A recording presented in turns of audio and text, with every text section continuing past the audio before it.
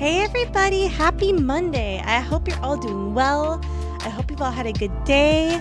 I hope retrograde hasn't been retrograding too hard. Hi Ducky, hi Bree. Ducky just sliding right in with first. Right in the nick of time. Congrats, Ducky. But yes, hope you're all doing well. Hope you all had a great weekend. There we go. I'm having trouble with my mouth moving. Let me try to move this. Let me sit up a bit. Okay, anyway. Hi, everybody. I want to thank you all for your patience yesterday. I had a little bit of a rough day. I woke up late unintentionally.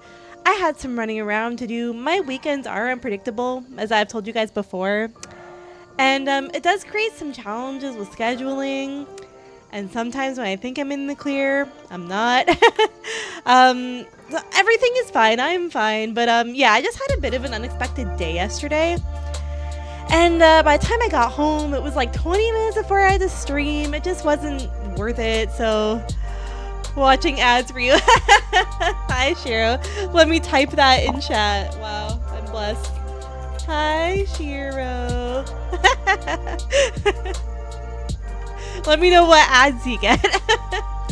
But yeah, really thank you guys so much for your patience. You're all so kind. Not that I'm expecting any different, but yeah, I'm so grateful for you guys, and I really thank you for your support. And I'm happy to be back now. I had a good rest, and I'm feeling good. I'm good to go. So yeah, you guys are great, and thank you so much. As a reminder, just in case you aren't already a part of it, any updates I need to make about streaming or whatever, I'll typically make on Discord. Thank you, Shiro! Was House of the Dragon Season 2 trailer. Ooh, House of the Dragon. I don't know that I've heard of that. Have you seen House of the Dragon Season 1? Interesting. Well, thank you so much for the resub, Shiro. I'm very grateful. Thank you, everybody. You didn't. Okay. If anyone see it, tell me if it's good. But yeah, that was point number 1. Thank you so much for your support yesterday. It's a spinoff from Game of Thrones. Oh, right. That's right. Okay. I thought so, but I didn't want to assume so. You know a hot take? I haven't seen Game of Thrones. Is that like a scandalous take? Like I haven't seen it. Not that I'm not interested, but I told myself I wanted to read the books first, but then I never got around to it because the books are massive and there's a lot of them. And yeah. But now at this point I'm like, oh, I should just watch the show, but it's been like so far removed. No, it's okay, but you can watch it. Okay. I haven't seen Game of Thrones either. I think we're the millennial who hasn't. Yeah, well, everybody got pissed off by the last season, apparently, so I don't know. Game of Thrones a few hundred years before the main... Oh, so it's like a prequel. Interesting, okay. Alright, that's interesting. Yeah, okay. Well, yeah, I told myself I'd read the books first, but here we are. Maybe I'll just cave and watch it like 15 years after everyone else did. But one more point I wanted to make, just in our little preamble here, is I am 4 away from 200. Thank you guys all so much. I can't even conceptualize what 200 people even looks like. So thank you. Please tell 4 of your friends, because at 200, I would like to do a karaoke, an emo karaoke. So think like 2000s, you got like your My Chemical Romance and like Blink-182, Panic at the Disco, that genre of music. I want to do a karaoke all about that. Emo karaoke, yes. So tell 4 of your friends about your favorite little bunny, and that'll happen. I'm very close, and I'm so excited. Thank you, everybody. For most of the series, the books already existed, but the last season had no book. That's right. That's why it was so bad. That's like when they do that with anime, and they just kind of retcon, like, not retcon, but they'll like make stuff up. Like I think they did that with Full Metal Alchemist, right? The original series just like went completely off, but then they made Brotherhood, which is like more canon to the series. So yeah, I think generally it's a bad idea when media people, directors, media people, God, when directors do that, they just kind of like, take charge. So yeah. And finally, I did post a new schedule for this week last night. I do have a bit of a gap in the middle of the week. I'm debating streaming on Wednesday. I didn't want to schedule anything because I kind of want to like gauge my spoons, if you will. So the middle of the week will be free. I want to be cautious with like over scheduling myself, overbooking myself, so to speak. If I have energy on Wednesday, then I think I'll go ahead and do another August stream because I don't want to spend too long on one game. Like I would really like to keep the momentum going and just keep playing more. We're having a lot of fun here. So I have a stream today, tomorrow, Wednesday's a maybe. Thursday we're doing Stardew, and then Friday is I'm actually going to be at a wedding. Bree's sister is getting married, so we're going to do another wedding. And then Saturday's usually no-go. No, I'm wrong. I booked myself for Saturday evening. That's right. So, point being, there's more streams coming. There's more August coming. Wednesday's a maybe. I will, of course, keep you guys posted. But I'm having a blast, and I hope you guys are too. Wasn't made up, but people just thought they made up. The media people worked with Martin together. Oh, okay. Interesting. So he had some say in it. That's interesting. Okay. And I liked the ending. All right. Good to know. I mean, that is true. Like, if there's anything people on the internet are good at, it's posting about their opinions of something they hate. Like, that's why I always take bad reviews with a grain of salt. So there you go. One person liked it. Without further ado, I think we're going to get into the game. I just want to sit up straight here. Okay, there we go. There we go. I was worried about my mouth calibration, but it seems to be looking better now. So, spoopy time, yeah. Ooh, spoopy time. People were shocked with how it ended and didn't like that. Yeah, I could see that. I'm just going to super quickly recalibrate myself. Bear with me here. 1 minute, friends. I'm just trying to think of other media that's happened to where like it ends in a way that people don't love. I know it's happened. Okay, I bear with you. Thank you. There we go. We should be good now. All right, let's go to the game capture. Ooh, here we are. Exciting, exciting. Rawr! Everyone hates the last episode of Sopranos. Really? That's funny because my dad talks about it all the time. My dad watched The Sopranos and he really likes the ending. He like references it all the time. That's actually so funny. All right. Here's the game. Last we left off, we were getting to the bottom of a mystery. Graham is involved somehow. Meet Beck at the big creepy gate. Right. Beck being our friend's sister, I believe. So I have some more endings still to get. I don't know if I'll finish tonight. Probably not. If not, then, we'll continue. But yeah, I think I'm about halfway through. I think the main problem with GOT was that it ended. Yeah, well, it dominated when it was on. That's for sure. I'm going to take a drink for strength. I have an adult beverage today. Please forgive me. I have a White Claw. Blackberry. It's delicious. Oh, a hydrate. Thank you. Well, let me take another drink. Let me take another sip. I promise there's real water as well, okay? Thank you. All right. So let's meet Beck at the big creepy gate. All right. Off we go. White Claw. Let me look what that is. It's like, a seltzer, like a flavored seltzer, if you will. Kind of like LaCroix. Same energy. Oh, we met this guy at the diner, I remember. Good morning, Jeff. What's so good about it? Another day further down the tubes, if you ask me. Oh, this guy's a boomer, man. Come on now, it's not all bad. The festival's coming up. The festival. Old man Valentine used to put on cockamamie shindigs all the time. And where did that get us? Well, it's Perennial Harvest putting on this one. And they're doing it for the whole town. As far as I see it, the difference between the old Valentine Company and this new Perennial Harvest outfit. Jeff dug through his pockets for a bit.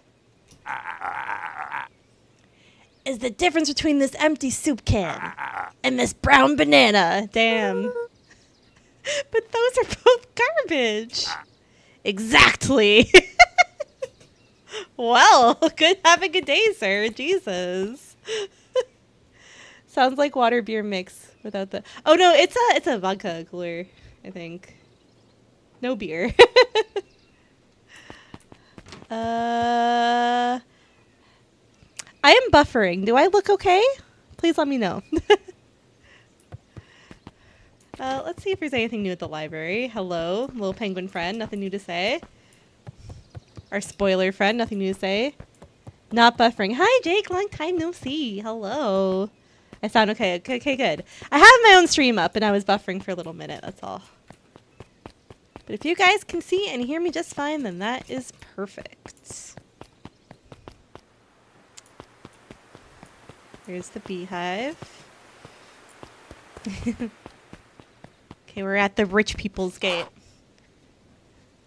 Oh, right. Becca's our little kitty friend. Okay, not the sister. Our kitty friend. Got it.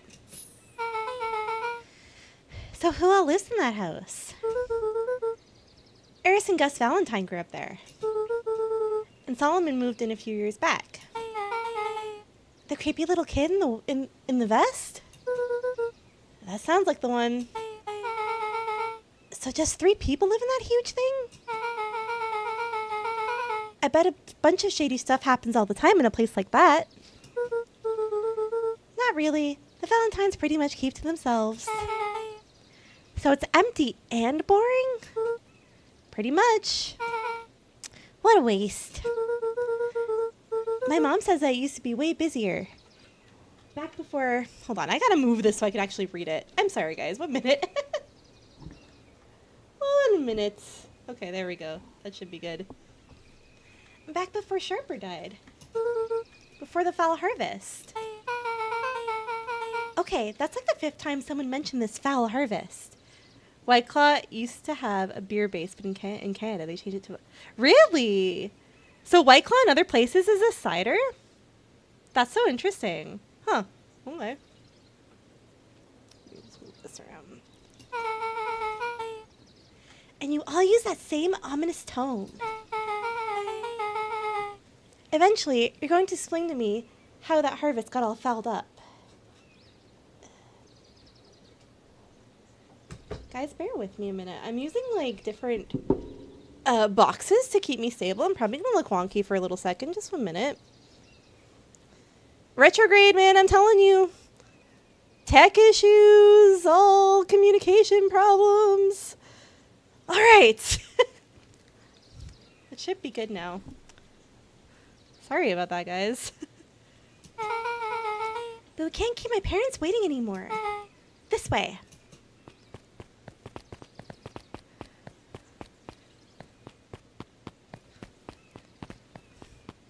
Let me just double check. Hold on. Hi, Frito. Hello. There we go. Okay. Most kids would have just ditched me by this point. Why are you still here? You look like you could use some help. You know what, Luca? You're not so bad. Let's get through this as simply as possible. Just eat, smile, and nod. Fun. Great. Whatever you do, don't bring up their work. I think I can handle that. Beck took a long breath, then gave a firm nod. Here goes nothing. Ooh, are we meeting with the moms? Are we meeting with the moms? Chapter 4. Dinner with the Moodwills. The Moodwills. Ilona Moodwill was worried about change. A gardener at heart, she understood the necessity of change, relied on it even. But there was a difference between the controlled world of her plants and this cluttered cottage in a strange town. Almost done. Nellie was a blur of activity, digging through boxes. Sorry, love, couldn't find the dishes. We'll have to make do with paper plates. Dinner went by without much conversation. As she watched Beck and Luca finish up their pizza, Ilona let herself relax into the chair. The things she cared about were still here. Oh. Nellie finally had the job of her dreams. Beck was beginning to take root. Ilona's task was simply to tend to them. She could do that. Something's going on with the moms. They've just moved in. So, Luca, tell us a bit about yourself. Where do you live? Oh, I live with my grandma. on the other side of the river. Your grandma? Where are your parents at? Beck, manners. It's all right. My dad passed away in an accident at the fertilizer plant 6 years back. Oh dear. My mom's been missing for a few months now. Like, missing? Luca's eyes were fixed to his plate, pushing a chunk of pineapple around with his finger. They got Hawaiian pizza confirmed. Hawaiian pizza. Nellie was the one who eventually broke the silence. What's everyone's thoughts on Hawaiian pizza? I have to ask. I like it. Will I go out of my way to order it? No.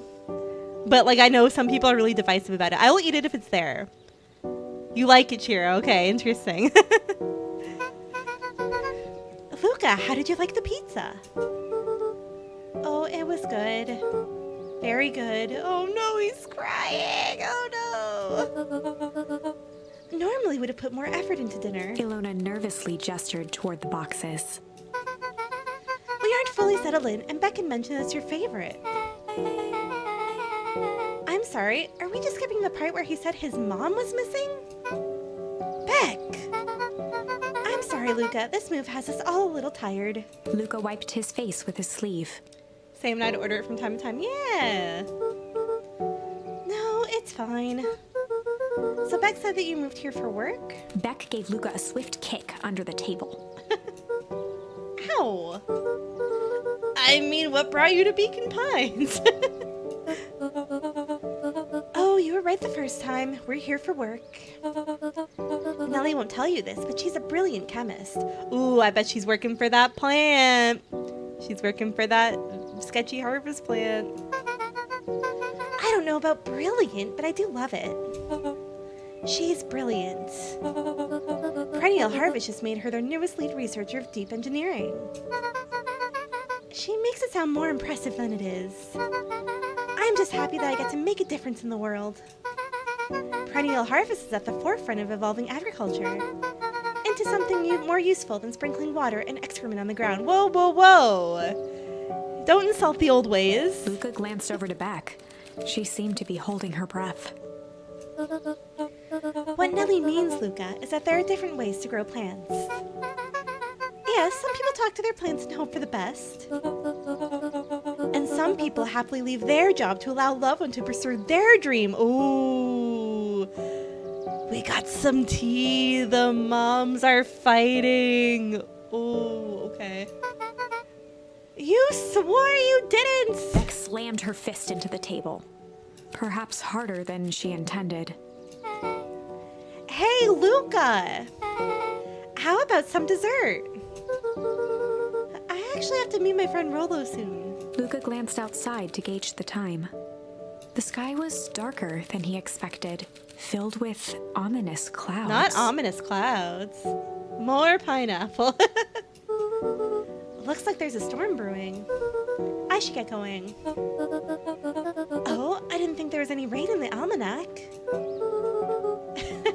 Yeah, almanacs aren't that useful around here. Luca wiped his mouth one last time with his napkin and started to get up. Have you guys ever been in that position where you're at someone's house and then their parents start fighting, or they start fighting with their parents and it's just awkward and you're like, oh, I'm just here, I guess. Or vice versa, the friend is over at your house and then your mom yells at you for something random, or your parents start fighting. It's just so awkward.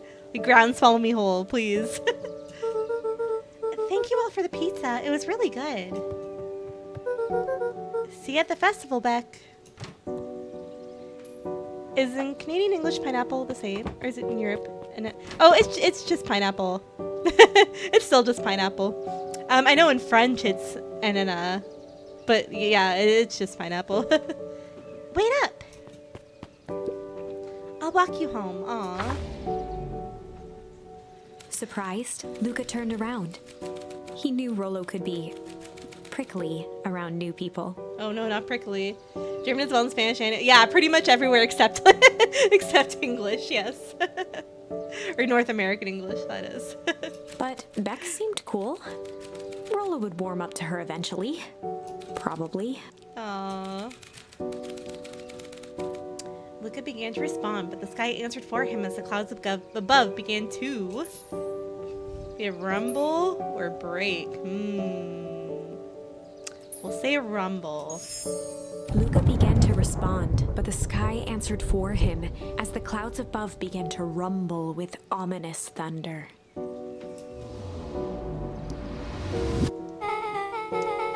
You sure we can make it home before the storm kicks off? Luca surveyed the roiling clouds. I'd say the odds are good. Maybe you should stay here and I'll just make a break for it. At that moment, the heavens opened up, unleashing torrential rain. Uh-oh, better go home. Care to recalculate those odds? Hurry inside, you two, before you catch cold.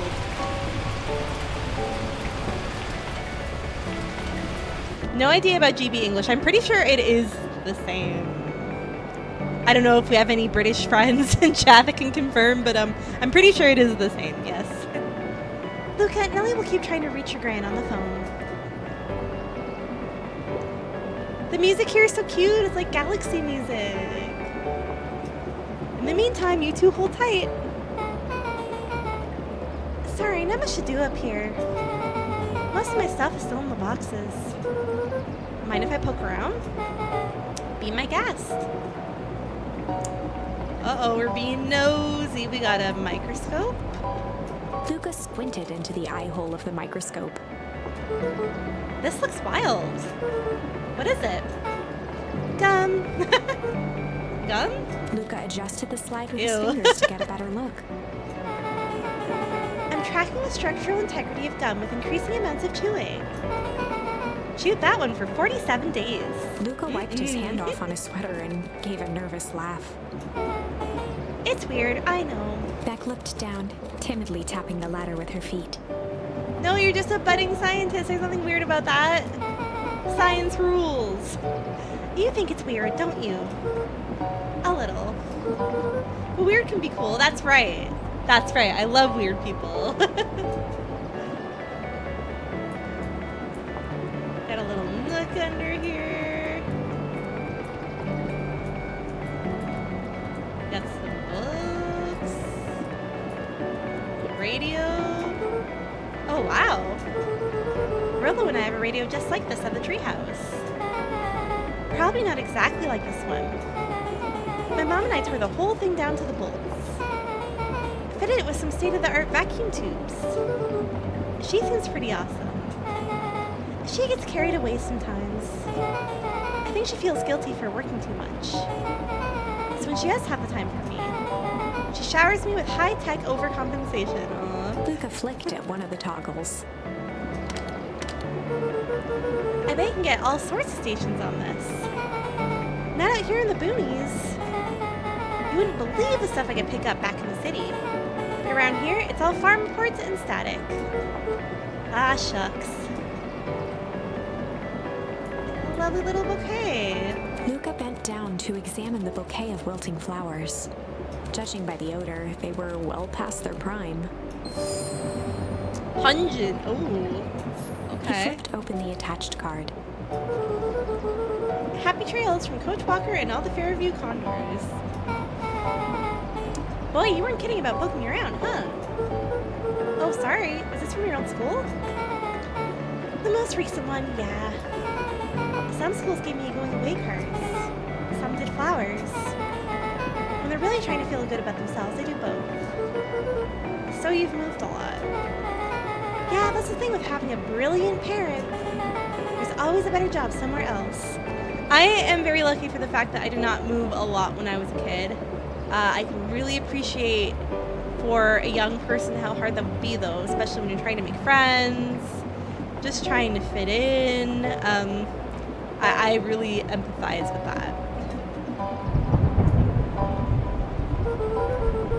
These flowers would last longer if you put them in some water. That's the sort of thing I would do if I cared. Oh boy, okay. I'm still young. Okay, like kids, is that better, Shiro? Children. Well, you cared enough to keep them is all. Yes, okay. I got it. Luca, can I ask you something? Of course. That jump, damn. Dang, didn't that hurt? I'll be honest. That That hurt more than I expected. Yeah. Well, at least you look cool doing it. Beck took a moment to watch the rivulets of water running down the window. Do you ever feel alone? Like, even when people are around?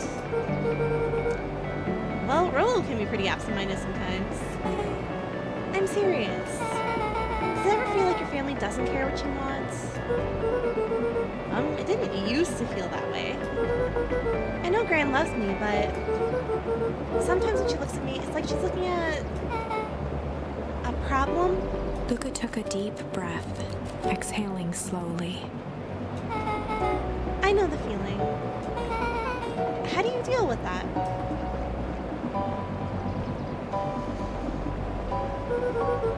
I guess I haven't yet. One thing my dad told me when I was little. Don't hold a grudge, especially against yourself. If you try to hold it all in, you're gonna pop. That's true. I entered the stream with a kid jumping off the top bunk. Man, I know! Like sick parkour skills. Hey Toaster, I hope you're doing well. It's nice to see you. So then, what do you do when you don't know what to do? Dad never got to that part. Something I figured out on my own though. You gotta do something. Anything. Have a great rest, Shiro. Thank you so much for dropping by. You are appreciated. I'll see you next time. Thank you so much. Night night. Here. What are you doing? I don't know. Something. We're gonna register our complaints with the storm. Okay, I can actually see that being really therapeutic. You just open your window to like a roaring storm and you just scream into it.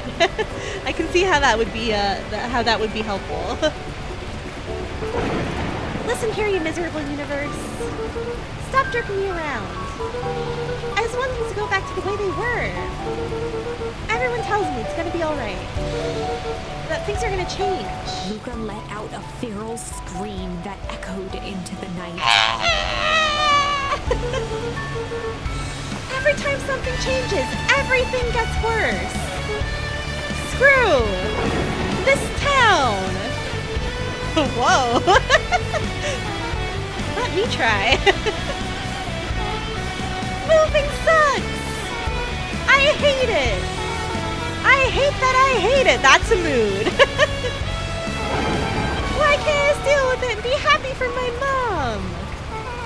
Why can't we just stay somewhere? Her voice dropped to a trembling whisper. Why is this like cute spooky game suddenly like emotional? Why are we doing this? I just want to be a normal kid. Beck brushed off her shirt and straightened up.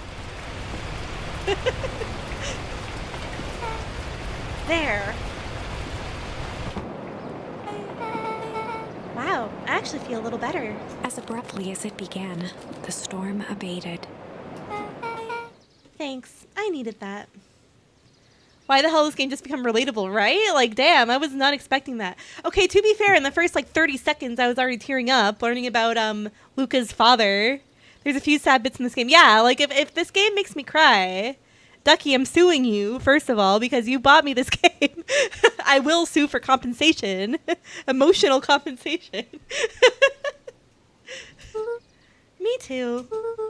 I should head up before the rain starts up again. Sure, I'll walk you out. See you in Rilla at the festival? Sounds good.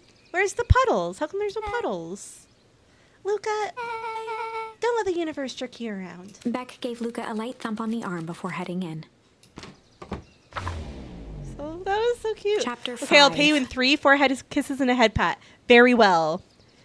The motion is approved. I accept your kisses and head pat. Friendly feud. Friendly feud, oh no, are we fighting? Box, hello! How are you doing? Welcome on in. The air was heavy with the hard rain's residue. The smell of wet things. What things, ew. Despite his dreary surroundings, Luca felt at peace. He'd never shared those details about his dad with anyone. Not even Rollo. But it's not like this changed anything. Willow was still his best friend. Aww. I get that. I get sharing things with, like, certain people first before opening up. Because, like, maybe they understand a different way. Not that your other friends don't understand. But, like, this one maybe just understands differently. Or it can help you come to peace with it so you can tell your other friends and let them in on it. I get that. Adding it back to the group would help balance things out. Exactly. Everything's better in threes. Exactly. Yes, I understand that. This is what Luca told himself as he headed to the treehouse. Catch up with Rollo at the treehouse. All right. Rollo, I've met a friend and her oh my god, it's the favorite Batgirl. Oh my god, it's the adorable, precious Batgirl who I would give up everything for. Oh my god, okay. Hey, Dawn. Tracking down a lead? You bet! She's so cute! Ah, she's so cute! Look at her! My daughter! I heard a juicy new rumor.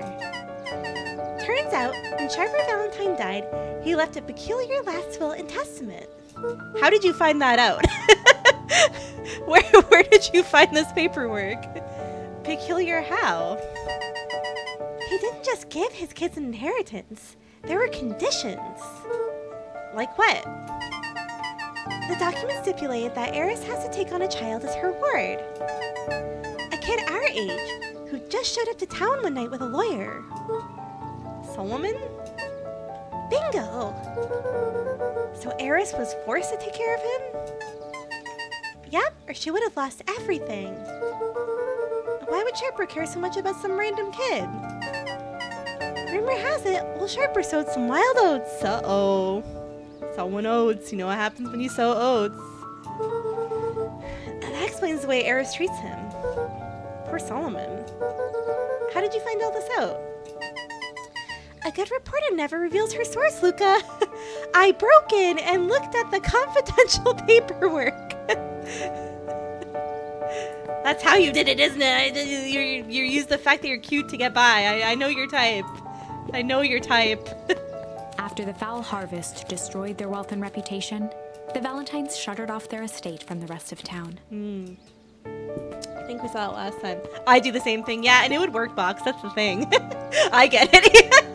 The Valentine mansion loomed over every other You know your way building in around town. houses and buildings and whatnot. Just dig little burrows. Just be cute if you get caught. Both figuratively and literally. Like, when are you going to see a cute little guy and say, like, no, you can't look at my private confidential documents? It's either broken into the place or it's just coming with a random rumor. Yeah, she doesn't know shit. She's just, like, making stuff up. Like, oh, it's a scoop. Because I said so. That's funny. I want to interact with these cool glowing mushrooms, but I can't. Better not dilly-dally. Gotta get to the treehouse, okay. Oh yeah, the treehouse is this way. Now, I personally like the small bad child breaking and entering theory. Like, that's pretty spicy. Oh, she's still here reading in the middle of the night. He met his old friend's eyes and was greeted by nothing but ice-cold anger. Heavens! This is no time for fractured friendships. No, is Rollo gonna be mad that we met a new friend? No, is he gonna be, like, jealous? Excuse me, what are you doing? Just locking up for the night, sir. Oh, wonderful. I can only assume this means all festival preparations have been completed ahead of schedule. Not exactly, sir. The storm set us back a bit, and it's getting late, so we all decided to... You all decided? Yes, sir. I was unaware that I can't help but laugh, oh my god. I was unaware that your job involved deciding things. We are all here at Perennial Harvest because we believe in creating a better future, yes? Yes, sir. Very much, sir. Do you want to be the one to tell this town that we failed them? No. That we gave up because there was a little rainstorm, we all got sleepy? You're telling me you have human rights and need to sleep and eat? Pa. Of course not, sir.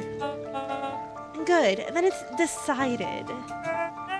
Yes, sir. We'll work till the task is done.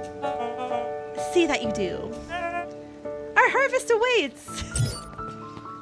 Jesus, man. Eat the rich. Down with capitalism. Seize the means of production.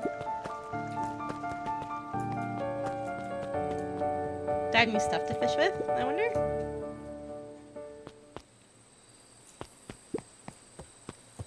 Anything new? I have pungent. I can fish with pungent now. Okay. Luca wrapped a twig of thyme around the hook. Thyme isn't pungent. Some fish have refined taste. Would you really consider thyme pungent? It's fragrant. I wouldn't call it pungent. Looks like an onion or something. I could get that.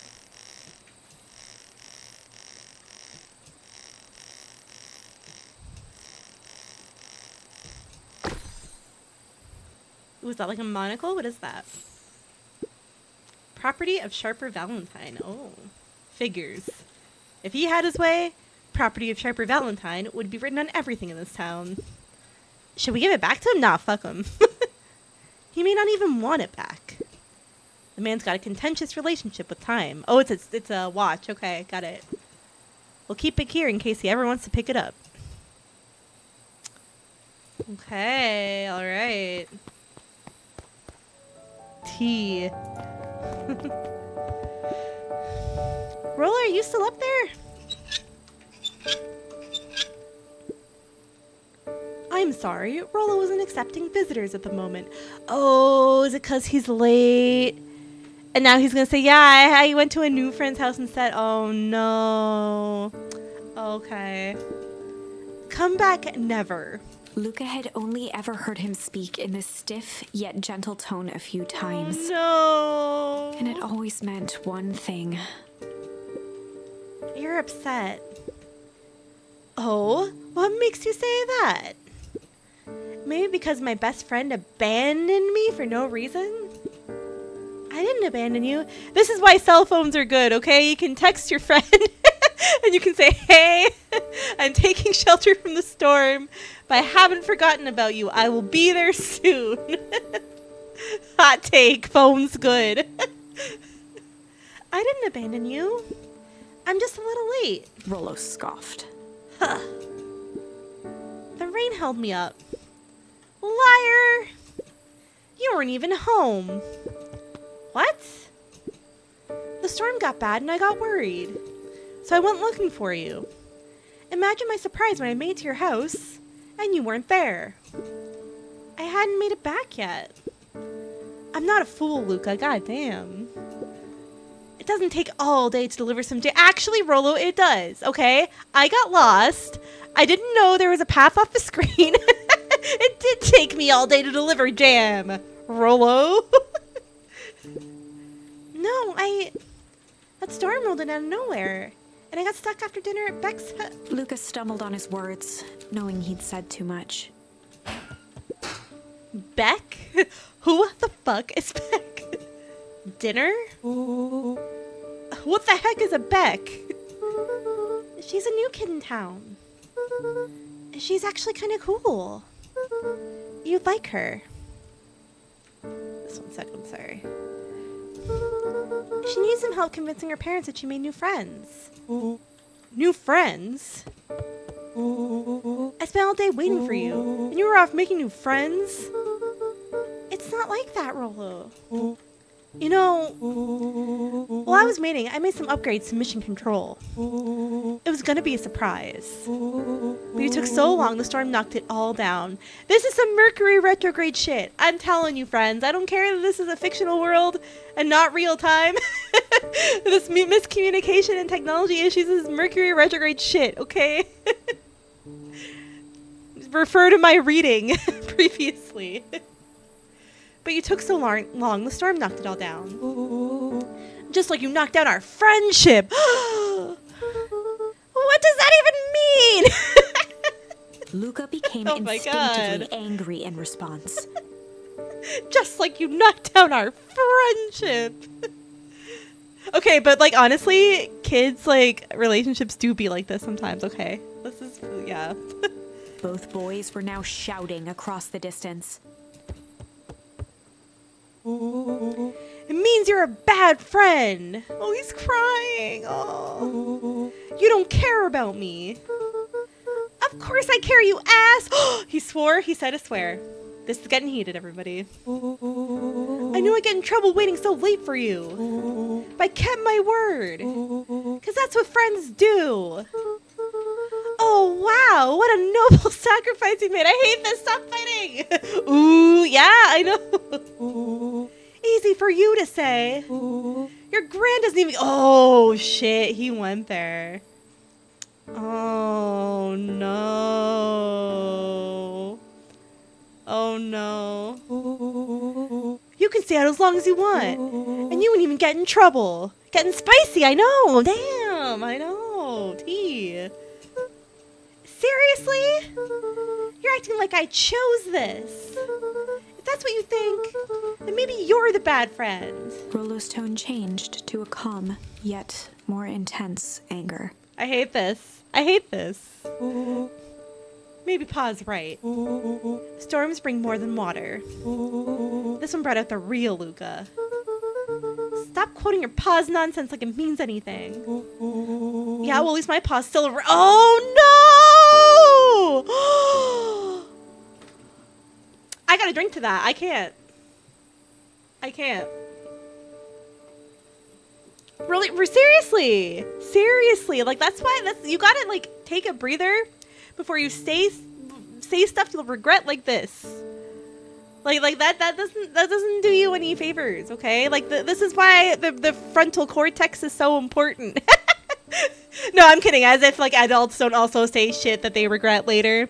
Jesus, Rollo, take a step back. I know. Oh my god. The words hung in the cold night air.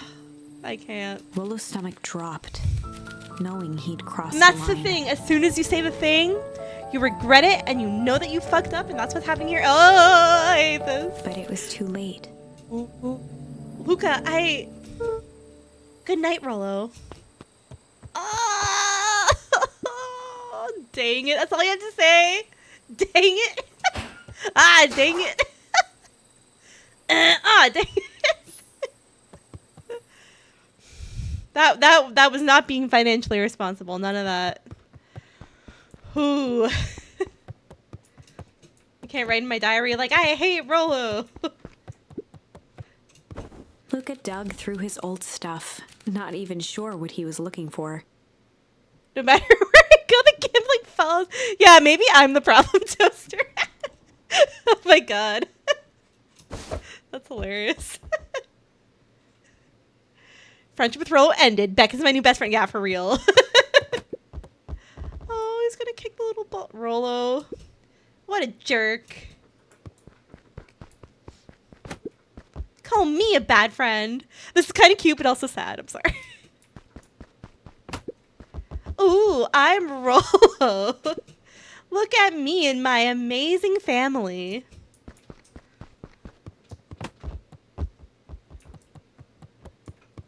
That's it? Okay. Ugh. Ugh.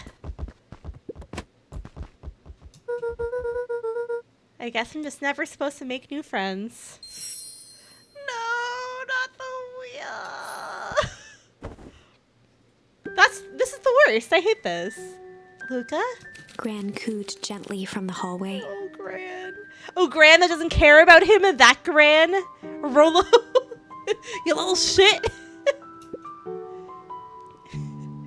You slept straight through breakfast. Luca, are you all right? I'm fine.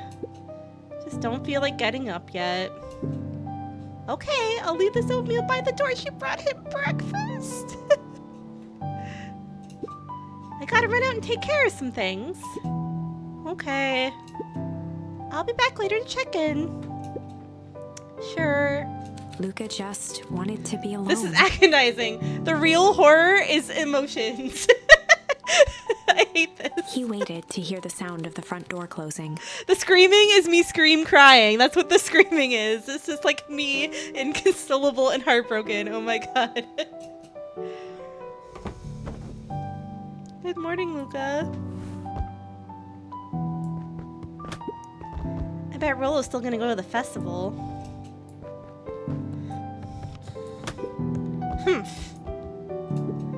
He's gonna be miserable.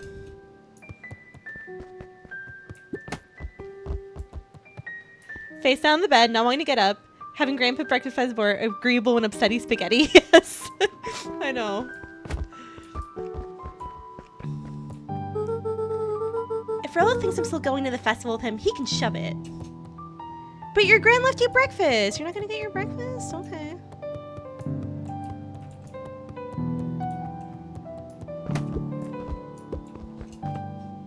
Luca dozed off again. Luca? I see you didn't eat your oatmeal. I tried, Gran. I tried to get him to eat it. I tried. Wasn't hungry. Well, just in case you get hungry, I'll leave a sandwich here too. Gran! Sag naps. Yeah, I feel that. Unfortunately, I have been there. Thanks. Rollo came by. What did he say? He wanted to talk to you. What did you say? I told him you weren't feeling well. Good. So your plan is to just sit in your room all day? Pretty much. Well, I need to pop away again for a minute. If you decide to end your pity party and go outside, I think it'd do you some good. Gran's telling him to touch grass. Noted. Lucas still couldn't bring himself to go out. Besides, if he ran into Rollo, he'd have to actually confront the situation. Yeah, that's imagine.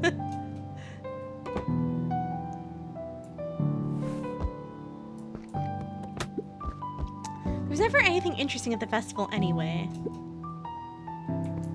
What's this? What is that? Oh, I have to kick it up there? Okay. Let's try my best. Is it gonna make me aim? Come on.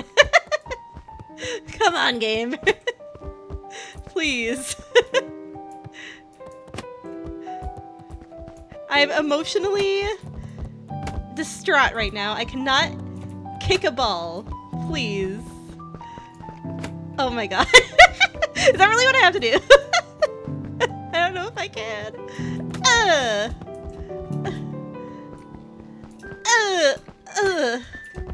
Can I like jump on the bed? Oh god. Can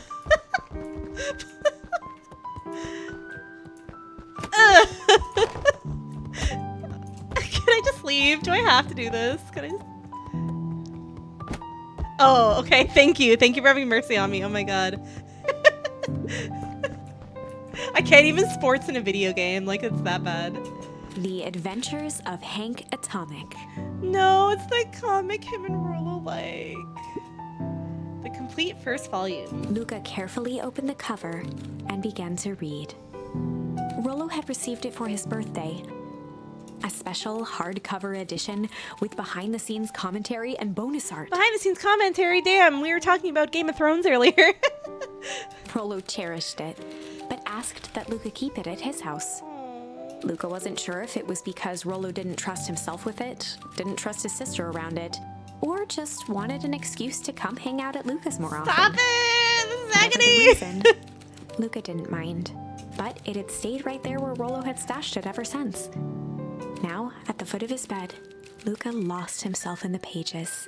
He'd read it all before, but at this moment, it somehow felt sentimental. He was well into issue number 5 when he heard soft footsteps from the hallway. Is it Rollo? Did he come visit?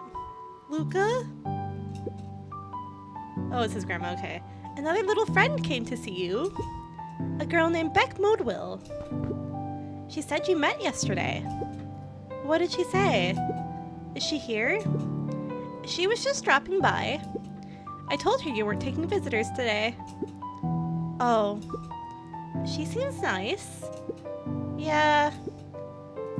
You had a fight with Rollo, didn't you? Can I come in? Maybe later. Talk to your grandma. She can help you. All right, then. I'll leave dinner on the kitchen table. In case you want a bite before bedtime. Without realizing it, Luca had pouted away the entire afternoon. I haven't eaten anything. He once again felt the weight of it all and allowed his weary eyes to close. On top Luca of the stood book. in a vast black expanse. He looked up at his father standing beside him. Walt was working a straw at the bottom of a fountain glass, trying to collect the last bits of milkshake. Are they back at the cafe? Dad? Where are we? Taking a final loud gurgling sip, his father peered up from the glass. He jangled the straw playfully with a warm smile, then lifted the empty glass as if to point into the darkness. The source. The source, okay. Luca's eyes followed his father's gesture. Is this a Final Fantasy 14 reference? In an instant, he was sitting in front of a blazing campfire. Across from him sat a large figure in a yellow hazmat suit. A yellow hazmat. The figure's voice was a scratchy echo. Well, if it isn't the man of the hour, make yourself comfortable. Luca held his shivering hands over the flame to warm himself. It doesn't work that way here. Their yellow-gloved hand pointed to the base of the flame. It's a cold flame, see? A cold flame. Luca peered at the base of the fire. It wasn't wood that was burning. It was Beacon Pines itself. Oh, shit. Tiny buildings, freezing and crumbling as they were consumed by flame. Luca could see small shadows moving in the burning city. Can I just say, too, the music in this game is also, like, something because, like, it matches the tone, like in that rainstorm, for example. It revved up, and now here, as you have more of the dream revealed to you, the music is revving up. Like, that's really well done scenery, in my opinion. People. This game's pretty impressive for what it is. Luca leapt to his feet. We've got to help them! The figure gave a dismissive wave of their hand. Why waste energy helping people who can't even help themselves? Oh, shit. The figure bent That's so down to heavy. examine the panicked crowd as they desperately tried to stop the flames. They only care about what's right in front of them. Not like us. Luca's voice was a trembling whisper. Us? The figure slowly stood up, grabbing its helmet with both hands. With a jolt and a twist, the suit emitted a gasp. Is this the same person we assumed to have seen in the first place? The first time when Luca goes in the factory by himself, the old abandoned factory? A cloud of torpid mist escaped, slowly revealing the face within. Luca's own face looked back at him. Older, worn, distant. Interesting. The sensation was oddly familiar, as if he'd caught his own reflection by surprise in the mirror. The doppelganger smiled. I tried to help once. He gestured towards his face. What is going on? And all it got me was this. Oh, unless they're referring to that potion that that bully got. Luca staggered back. Oh. You aren't me. Luca felt a hand catch his shoulder. His father was there again, beside him. Every choice sets us on a path. This is the end of one of your paths, son. Is this a bad ending? Did we get a bad Luca ending? watched his older self shake its head ruefully, its face twisting into a cruel grin. Well, Dad, if you wanted him to see this, far be it from me to disappoint. Luca watched in shock as the figure took a confident step forward and plunged into the flames. In a flash of cold light, he was gone. What does all of this mean? That's what I'm saying. Like, what's happening here? Luca felt What a is going reassuring on? squeeze on his shoulder. Just remember, why we choose matters just as much as what we choose. Luca woke up to see a hazy figure at the foot of his bed, silhouetted in the morning sun. Mom? No, dear. It's only Gran. Luca rubbed his eyes. The kind, concerned face of his gran came into focus. How are you feeling? Fine. Anything you want to talk about? I don't feel like talking. That's just as well. How about you sit there and listen a bit? Whatever you and Rillo thought about doesn't matter. But he... Gran silenced Luca with a gentle pat on the leg. Fights between friends happen. What was said doesn't matter. The important thing is, as not the last thing you ever say to each other. Okay, I was gonna say, like, Rolo did say some pretty serious stuff that should be apologized for. But if she's gonna say, like, that's not the last thing you ever say to each other, then I think that's fair. That they can talk about it. He hopefully apologizes. Okay. I'll let you cook, Gran. I will let you cook. But he said stuff about Dad. Well, do you think he meant it? No. He was just mad. Mm-hmm. And did you mean any of the things you said to him? No. Good. One must appreciate friends in their best moments and accept them in their worst. If you can't handle me at my Marilyn Monroe, you don't accept me at my lesser celebrity here. Except, aww. Now get your little butt out of bed. The festival's today. You don't want to miss that, do you? I guess not. It seems like a good opportunity to make amends with Rolo, doesn't it? Luca gave a reluctant nod. So buy him a corn dog and apologize. But he's the one that... What did I just say? Buy him a corn dog. That's a good boy. Everything's better with corn dogs. I need to get going now. Got some last minute festival business to take care of. I'll come find you at the fountain a little after lunch. All right. I love you, Luca. Love you too. Luca took a deep breath. Okay. Chapter 6. Chopping onions in here. Through thick and thin. Despite Luca's I bitterness, love your screaming, not for Brennan was scary. right. When I He do needed that, to it's hash because things out I'm with literally Rolo. about to cry. I'm not kidding. So if I ever do that, it's because I'm literally about to cry in that second. so just so you all know. Chopping ogres. Hi, Ken. Hello. Hello, Ken Blade VA. A big fight changes the nature of a friendship.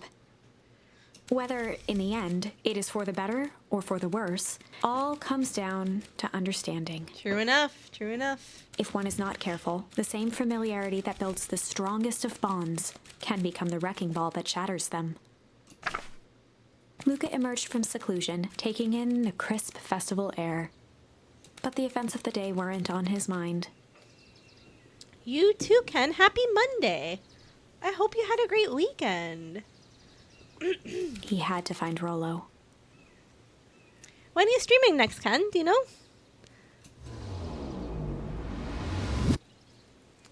Okay, let's go find Rolo. Let's check our dad's grave. Something just gives me an inkling. Let's check Dad's grave. Oops. Not go back in our house. Although it does concern me that Luca hasn't eaten for like 2 days. Most likely tomorrow. Got it. Okay. Let's run through all the dandelions.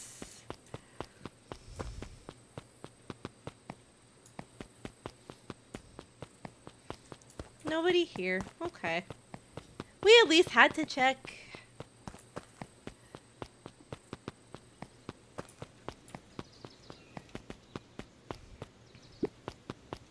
There you are, Luca. Roland wanted me to tell you something. What is it? Roxy rolled her eyes, shaking her head. I love that she always has a broom. Like no matter what context, she's like doing work.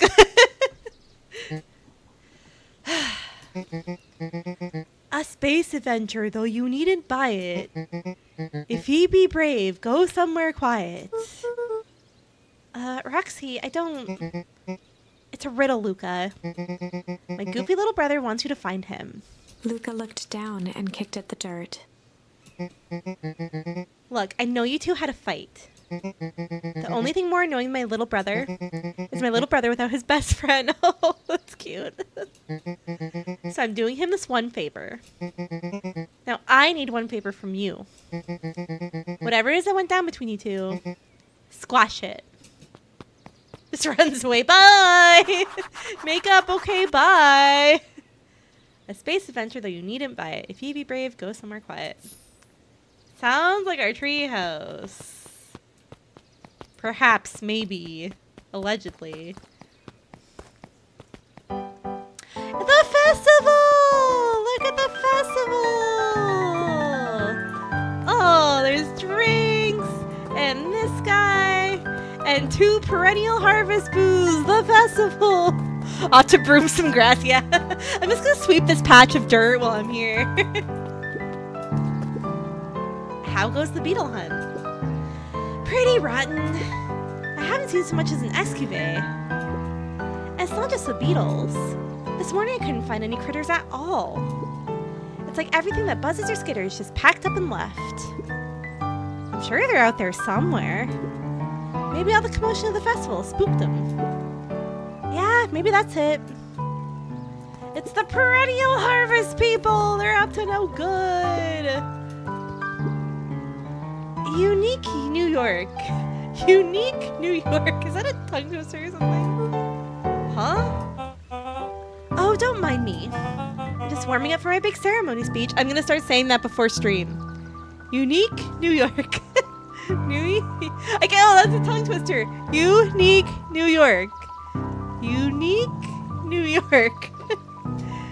Unique New York. Mr. Kerr pointed to his grinning mouth. Gotta limber up the old gap box.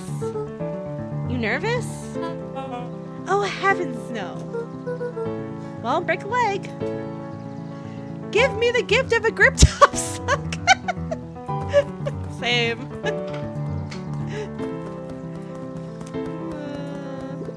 There's your sister. I don't know who perennial harvest thinks they're impressing this ridiculous festival. Totally. The town's still falling apart. The weather's still cruddy. And this season's harvest display is going to be worse than last year's.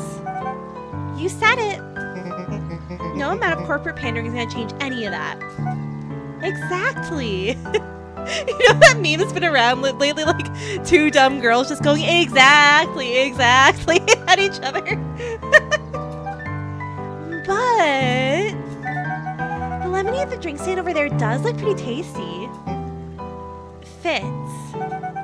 I'm still gonna be mad at them. I'd rather than be mad while sipping some delicious lemonade is all.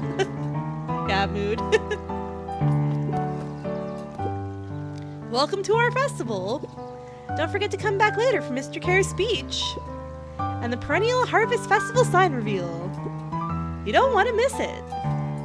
I could probably pass and be fine. Let's talk to the boomer guy. Jeff was staring into the distance with a wistful look. Hey, Jeff. Everything all right? Huh? Yeah. Everything's fine. I mean, used to be fine. Just ain't right these days, you know? I really do, actually. Jeff turned to Luca with a furrowed brow, then gave an understanding nod. You do, don't you? Love For it. a moment, the two now shared that same wistful gaze. That was kind of cute. Every single time. Yup. Wait for it. Unexplained sound noted once again. Who gave this kid fireworks? Where did this child receive, like, firearms from? Like clockwork. Like who's watching these kids? You got a bat accessing confidential documents. You got this kid, like, finding fireworks somewhere. Where are the adults other than, like, Gran? And like, the lesbian moms? Where are any, like, parents here? I tell you. What a bunch of drones. Haha. Jesus.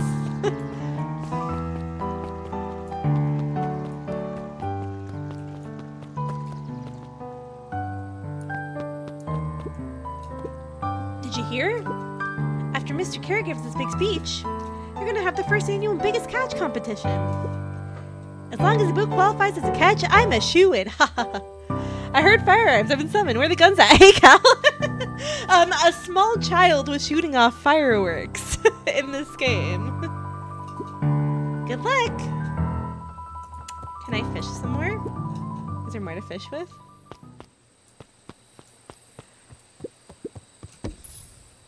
No, I fished with everything. Okay, got it. Can I just not pick something? Luca tied a what fish could I'll just leave. Bye! Nothing new to fish with. As long as I remember the golden rule of safety, have fun. Yeah. Have fun. Be sure to bend over the firework before you shoot it up.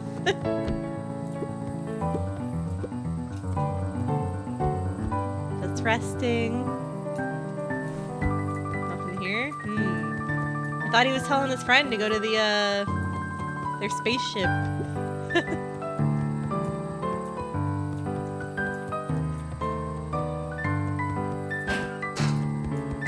Nothing to see here, I guess. Okay.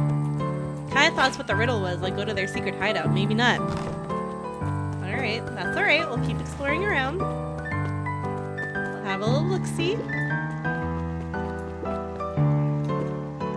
Ain't moving.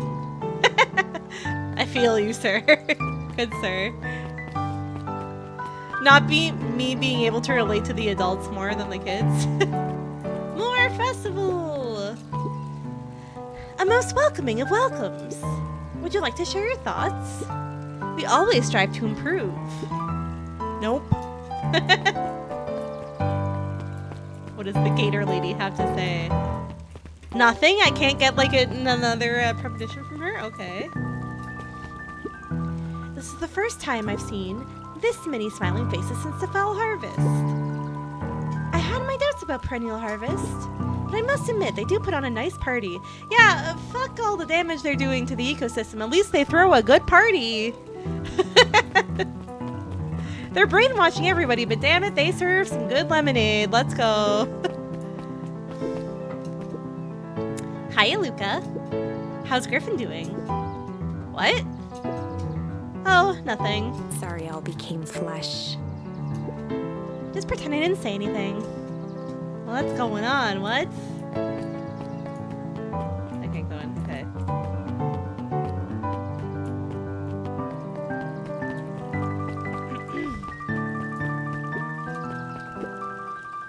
Piper, you're actually taking a break from studying. I want to see what all the festival fuss is about. But I can't help but notice. You still brought your backpack full of books. The grind never stops, Luca, okay? Luca, backpacks can carry a lot more than just books. True, true. So what you got in there? Books. Drugs, books. I was able to return the perennial harvest safety suit you borrowed. I don't think anyone noticed. Oh, she borrowed a suit. Interesting. Good. Now will you tell me what you need it for? It was a favor for an enemy of my enemy. This isn't going to harm Mr. Care, is it? All you need to know is that it's for the good of the family. Tea. Is this Disco Elysium? Yeah, it might as well be. With animals. Yeah, seriously. No touching. Gigantic watermelon. We just touched the melon. I got an achievement for that. Hey, Luca. So you're done at the library? Huh? Oh, nothing. Griffin looked away suspiciously. What's going on here? No touching! It's too late! What are you gonna do? Call the watermelon police? Take me away? I'm a bunny. You expect me to see good produce and just ignore it? I have to sample some of it. Nothing at all. Luca, did you know that Beacon Pines is actually unincorporated? A lot of people don't know that. Wow, yeah, I didn't know. What's that mean? It means most public works are handled internally. Are we getting a lesson here? We do all the pipelines, the water treatment, building regulations. That's great. The census taking. Emergency services. Yeah, she's doing it again. She's touching the produce. Yeah. This bun right here. Hello. Sharper Valentine, a celebration of excellence. Oh, we're watching a slideshow. We Okay. all know Beacon Pines is a great town. What you may not know is great towns grow from mighty roots. And that is why you cannot tell the story of Beacon Pines without telling the story of one Sharper Valentine. Is this Young propaganda? Sharper's keen intellect and strong moral fiber led to a grand vision. A vision of a community dedicated to a better tomorrow. In his own words, a better tomorrow is within our grasp, but it requires a singular mind to harness. Did he really say that? Lucky for us, he decided to grow that vision here, in Beacon Pine. And how does one grow a better tomorrow? With fertilizer, of course. Valentine's Fertilizer Company became the lifeblood of a town yearning for purpose. But then tragedy struck, a scientific experiment gone wrong. An accident Who could have took done Sharper this? away from us far too soon. To this Oh, day, no. we struggle to pick up the pieces. But one foul harvest isn't enough to stop the people of Beacon Pines. The spirit of Sharper Valentine lives on. It lives in the hearts of everyone with We're a dream crediting for a this to better him? tomorrow. Together, we will follow his example and grow a bountiful future. Paid for by the Valentine family and the Valentine Fertilizer Company Represents Fund. It's propaganda excited to be high quality, high budget, completely brainwashed me. I want to walk out of that tent a changed person. That was unhelpful. That's hilarious. Oh my god. So that happened. We saw that. Thank you, Sharper Valentine. Yeah. Salute. Amen. I got a question for you. What do you think this whole festival's for? The way I figure it, Perennial Harvest is trying to win over the town. Like a bride, but with balloons. Cynical. I like where your head's at. That's what I assumed at first too, until I eavesdropped on a couple of gossipy clipboards. What if I told you this whole thing is really a special shindig for a super secret guest of honor? A special guest? Who? I haven't dug that deep yet, but whoever it is, PH thinks they're a big deal. He goes back to sleep. Same girl, me too. Oh, okay. Diner's locked? Interesting, okay. I wonder who the special guest is. It's been Luca's dad all along. He's not actually passed on. That would be a twist. That would be something. The library. The library. Somewhere quiet.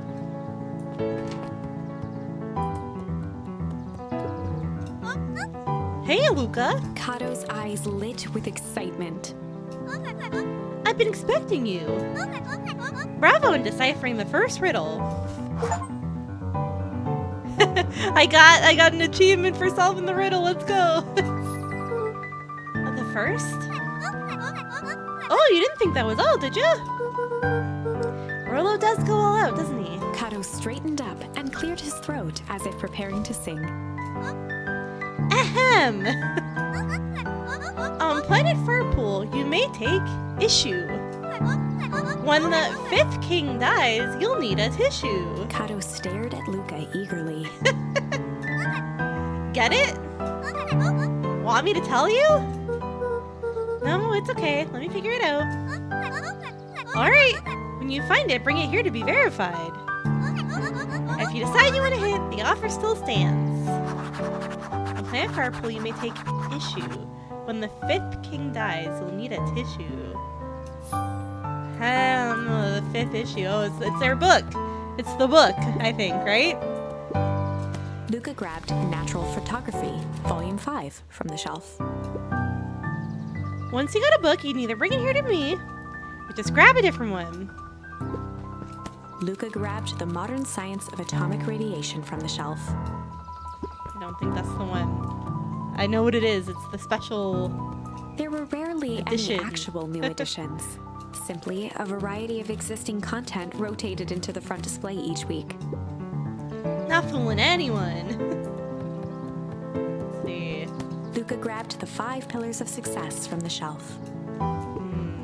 Luca grabbed The Issue with Self-Help, a helpful guide, from the shelf. The issue with self-help, yeah, truly.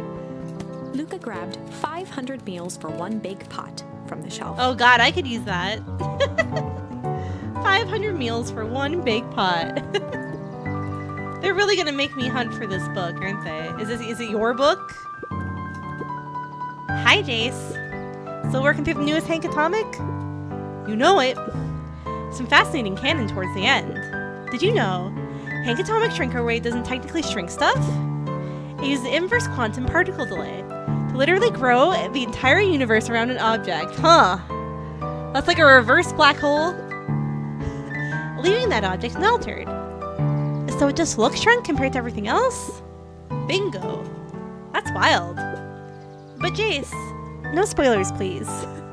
Oh, right. Sorry. We haven't checked up here yet. Luca grabbed The Adventures of Hank Atomic, issue number 4, from the shelf. No, I want issue number 5. Luca grabbed The Adventures of Hank Atomic, Yeah. issue number 5, from the shelf. I think this is the one. I've grabbed like half the books. Ah, you found it! Kato removed his book from the desk and replaced it with Luca's, turning on the lamp. As he slid the book under Ooh, we the got purple some light, black light 2 going on. words glowed. The Adventures of Hank Atomic, issue 5. Yeah! Luca clicked his tongue with recognition. Rollo cipher pen. He used to write secret messages everywhere with that. And only I had the special flashlight needed to reveal it. But I lost it. Well, apparently he traded Jeff for this purple light bulb. Parted with his entire Halloween candy stash. That's huge. That's a big deal. Oh, Rollo.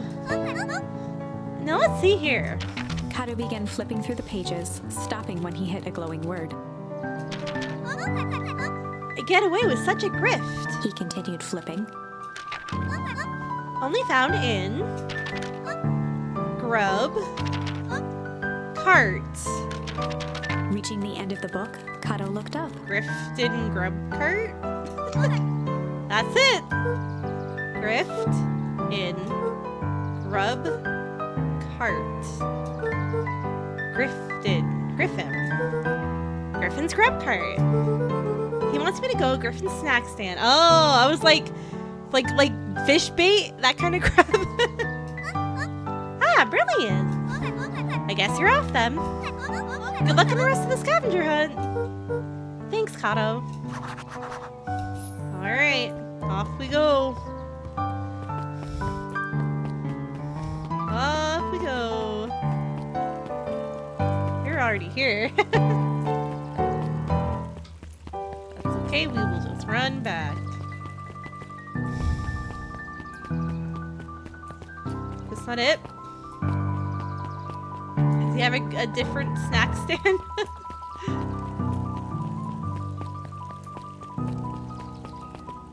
If I have to go elsewhere, there's a diner. Newsstand.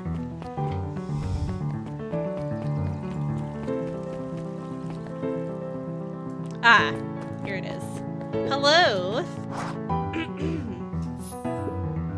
Hey, Griffin. Did Rollo come? Before Luca could finish his sentence, Griffin handed him a corn dog. Oh, that's it? Bought and paid for. Enjoy. I thought there was supposed to be a riddle or something. Luca shrugged, taking a sizable bite out of the corn dog. Yuck. It's cold.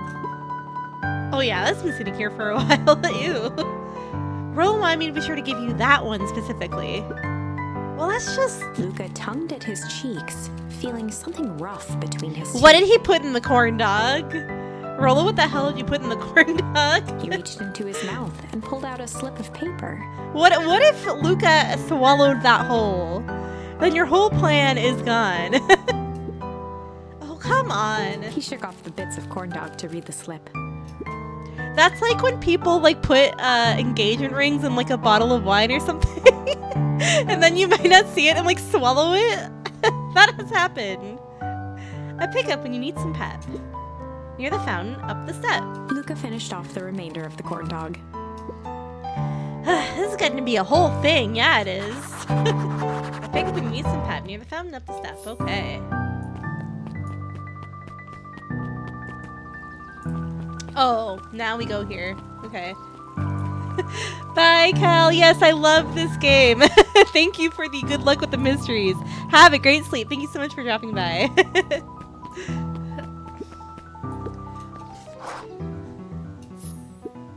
There you are, Luca. There's no way I'm actually doing this.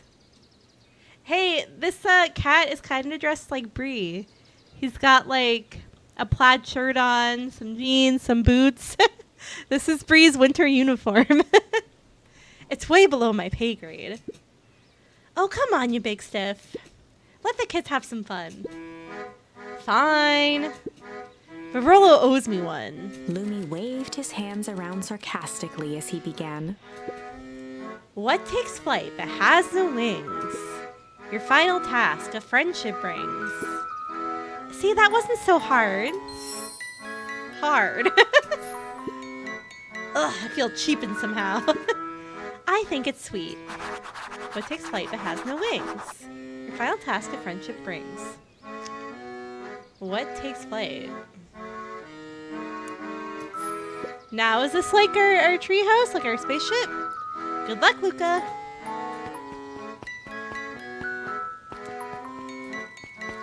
Oh, there's Rollo. It's balloons! Hey. Hey. Did you find the comic book? Yep. And you got the corn dog? Yeah? Well then. I know it doesn't make up for what I said. But here, you've earned this. Rollo sheepishly handed Luca the balloons. That's kind of cute. He like ran up and like gave them. Oh, that's cute. Polite. Ooh, okay. Thanks. You didn't have to go to all this trouble. I'm sorry I got so mad. Dang it, you're supposed to let me apologize first. Oh, sorry. Now you've apologized twice before me. Just let me do this. Luca, I'm really sorry. Everything that's happened with your mom and all. I've always wanted to be there for you. Be a good friend, you know? When you said you were hanging out with someone else, I kind of freaked out. Rollo, it's still my turn. I felt like if you need some new friend to help you, it meant that I wasn't good enough. But that was selfish and wrong. I was wrong. I'm so sorry, Luca. Okay, apology over. You can talk now. Luca You threw have the himself conch at now. Rollo, hugging him as tightly as Oh no! Oh no! The scream! No! Rollo, I don't deserve you. I don't deserve you either. The hug arc begins, yeah. That's why we deserve each other. So, what else do you want to do today? I'm back immediately. Sad screams again because they made up and it was really cute. We can snoop around and try to find some info about your mom. Snoop where? You could probably sneak into Perennial Harvest HQ while everyone's at the festival. Shit. Aren't you curious about all the stuff the clipboards wrote down? What if we get caught? I think I've had enough excitement for 1 week. Let's just make the rest of the day about us. Really? Yeah, the rest of the world can wait 1 more day. That is fair. Like, don't immediately make up and then be like, let's get into trouble again. That's kind of a bad idea. You know, I have been wanting to get some work done on the MCDC at Mission Control. The aim's a bit unpredictable. That sounds perfect. They're friends again! Oh, and they're following each other. Oh, and they got their little balloons. Oh my god. So precious. Look at their balloons. Every single time. Yup. They're doing it again. They're back at it again. Wait for it. Unexplained sound once again noted. Like clockwork. What a bunch of drones. Heh. I'll oldify you again, kid. Don't test me. Just kidding. A little bit.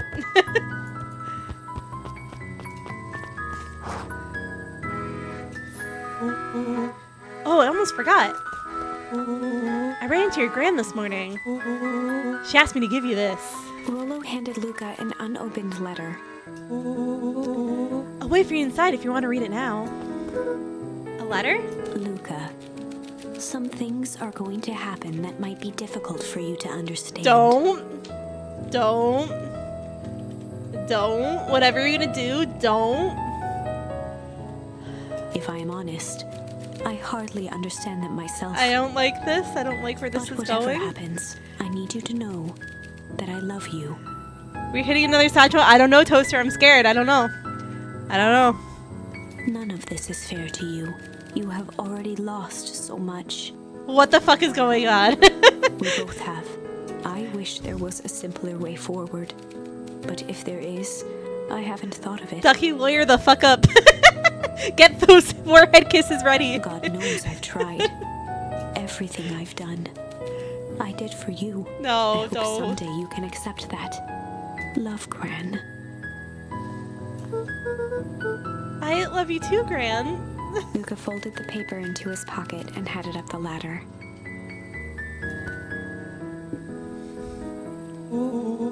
What's up with the letter? Anything you want to talk about? Maybe later.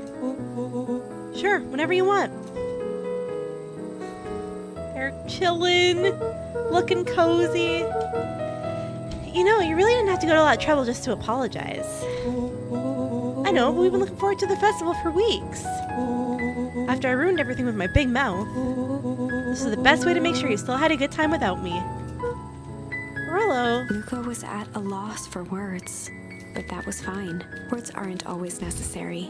The festival seemed nice. Was it nice? We can still go. No, this is fine. Well, there's always next year. Sadly, this was untrue. Why is it untrue, narrator lady? A distant rumble shook the treehouse.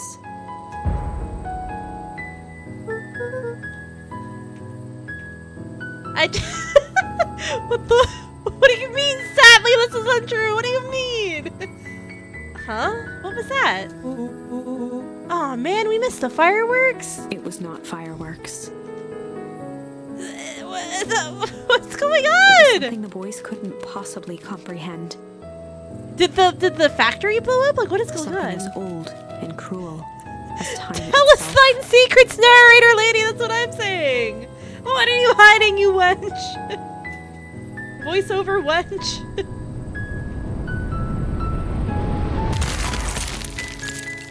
What?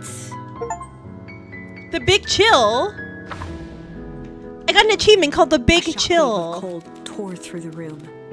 A bitter, unfathomable chill. What the fuck is going on? Thank you for the hydrate, Frito. I think I need it. What is going on? Ducky, I almost spit out my drink. How dare you? How dare you? Before they could react, it encased them in ice. Thank you for the posture check. Thank you. Holy shit, what the fuck is going on? Did I freeze to death? I think so. Like, what? Let me stretch. Thank you, Toaster. I'm very stressed out. I need this stretch right now. Oh my god, Ducky. What do you want your haiku about? Should I finish this first and then do it, or just sit here for a second and just absorb this? Oh my god. I need 575 about how you feel about this Big Chill. Okay, what the fuck is this? What the fuck is this? Big Chill? Big feelings? Why now? Big Chill. Big feelings. Why now? Oh my god. What's this? Oh my god. What's this? Okay. Let's continue. place. Reunited by friendship, only to be cruelly separated by a malevolence beyond reason. And so, our story ends on this melancholy scene. In a silent treehouse turned statuary, in a town brought low by its secrets, sits a pair of friends, alone, together, for the rest of time.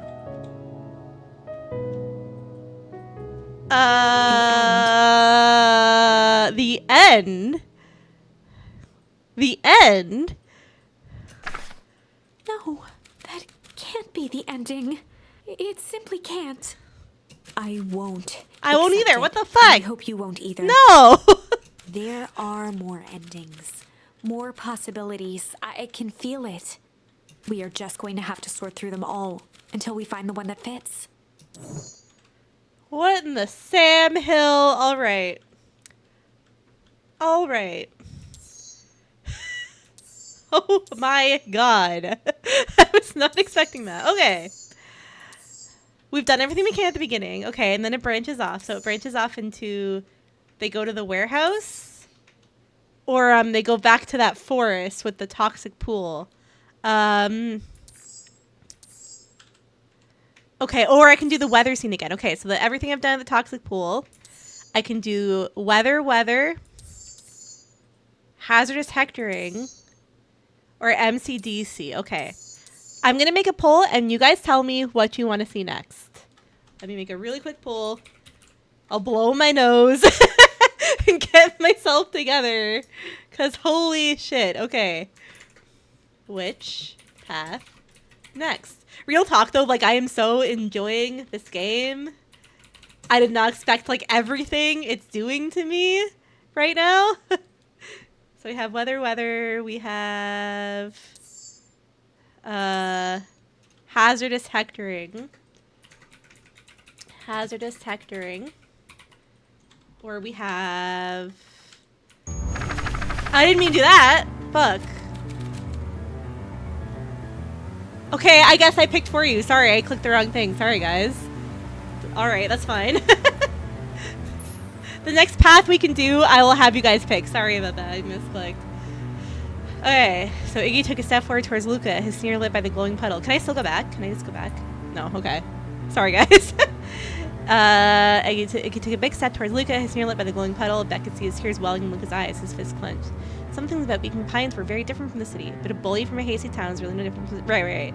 Time to bust out the tickles. We're gonna tickle this kid. We're gonna tickle this kid to death, okay? Maybe not death. Maybe I should amend that. Let's tickle the crap out of this kid. Hey Tish, wanna see something cool? Yup. Check it. Beck lunged forward and began to tickle under Tish's arms. Can you imagine if you're getting bullied and then just tickle your bully?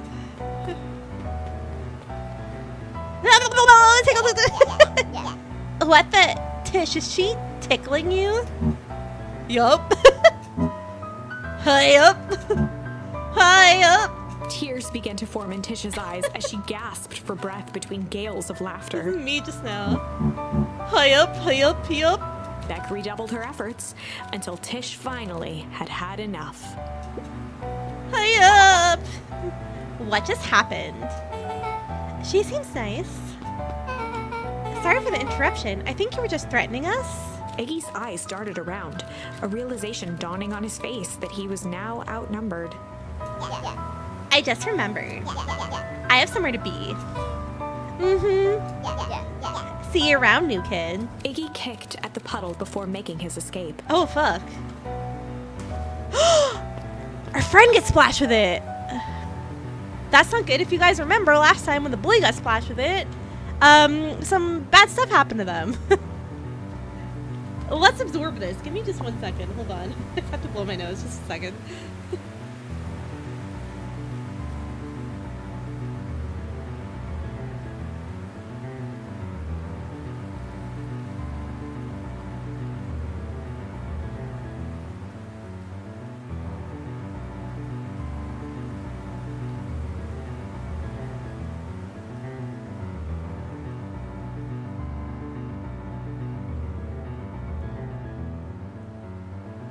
Okay, we're back.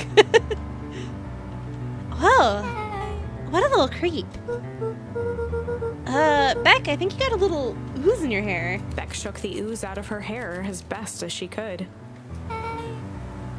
Is she, like, immune to it? Is it bad? It depends. What are your feelings about having a more mature, refined look? Oh, it dyed her hair. Okay. Oh, God. Okay, so it just dyed her hair. I didn't disfigure her. 4. Ray, hello. I am great. Thank you so much. I say great, but I'm really not. This game's messing with my feels. I'm happy to see you. Welcome on in. I hope you're having a great day. The best policy. The best policy. Luca paused okay. for a moment, catching his breath. He'd only just met Beck, and somehow he already managed to drag her into this mess. Hopefully he could make it up to her. But finding Rollo was his primary concern. Oh, right. Rollo's missing right now. Okay.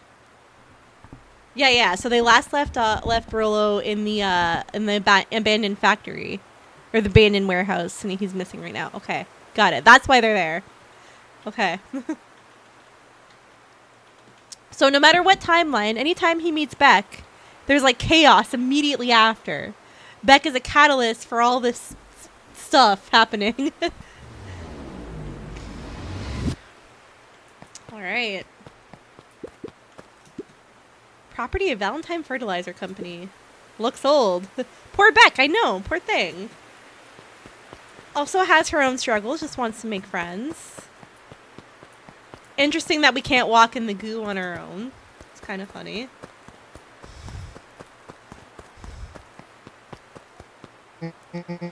Luca, what the hell are you doing out here? Am I a kid with gray hair just run past us in a panic? Silver hair is very in right now, okay? Roxy and Fitz looked drained. It was clear they'd spent all day searching. That's Beck. I don't care who she is. What happened? We were just helping look for Rollo. Luca, I need you to start telling me the truth. Roxy's temper could often be dismissed as the impatience of an older sibling. I mean, I get it. She's looking for her younger sibling. But this was the most intense Luca had ever seen with her broom. She'll beat your ass with her broom, I guess. Her eyes were wild and unfocused, looking straight through Luca. We're running out of time. In a torrent of rambled words and tears, Luca broke down. Oh. Rollo and I weren't just playing in Weepwood yesterday. We were investigating lights at the old Valentine warehouse. Thank you for the recap. Thank you for the well-hidden recap. But someone was there in a strange suit. And we hid in the dumpster and we had a heavy bag dropped on us. That's right, okay. I think it was a body. And so we ran, but we got split up. And I ran home. And it's all my fault. And now my best friend may never come back. Wow. Just wow. Roxy, still exhausted and angry, softened briefly as her eyes hunted the ground in thought. With a determined sigh, she looked up at Luca. Just wow, yeah. That's weird. Same energy. It's not your fault, Luca. Rollo's gonna be okay, I promise. Roxy drew herself up. I'm gonna fix this. Luca, go home. But I want to help. This is too dangerous for a kid. I can't just sit around. I have to do something. Roxy tried to think of the safest place to send Luca. You go back to that little treehouse you two like to play in. Wait in there in case Rollo shows up. Sound like a plan? Luca wiped his cheeks and gave a quick nod. You did the right thing telling me the truth. Now scoot. You really believe his story? What other option do we have? Things have been strange around here leading up to the festival. My dad has been acting weird lately. Wait, her dad works at the thing. He's the guy with the clipboard. Oh my god. She's wearing the colors too. Whoa. Okay. Connections. Well, weirder than normal. Looking into the puddle, Roxy rubbed her arms to warm up. Why is it so cold here? This place gives me the willies. Wait, the tree has in case Rollo shows up. Alright. Off we go. There's our bug hunting friend. Mr. Nuncreed jumped with a start.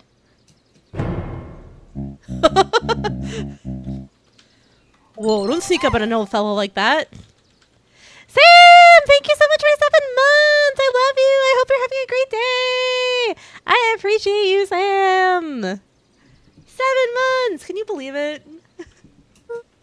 Sorry. Who are you talking to?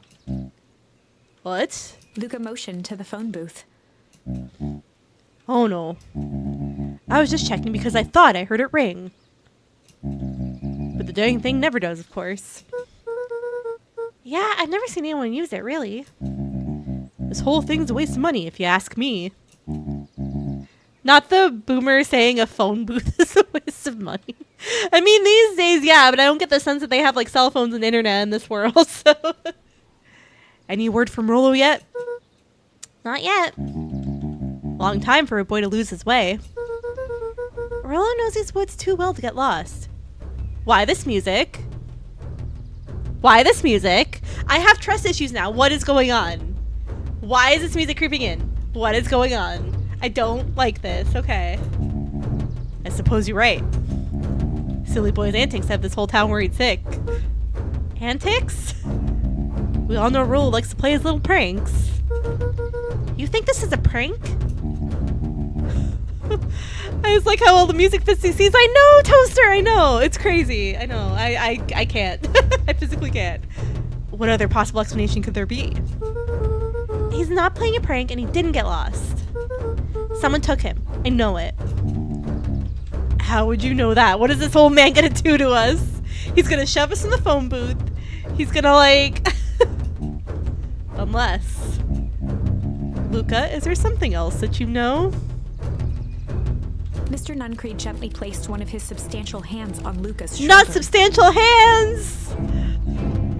Dang it, boy, if there's something you know, something that could help your friend, you need to tell folks. What is going on? Mr. Nuncreed, kind eyes warmed a stern face. There was a deeper emotion hiding beneath it all. It was subtle, but Luca could sense something eating away at him. I knew he was sus.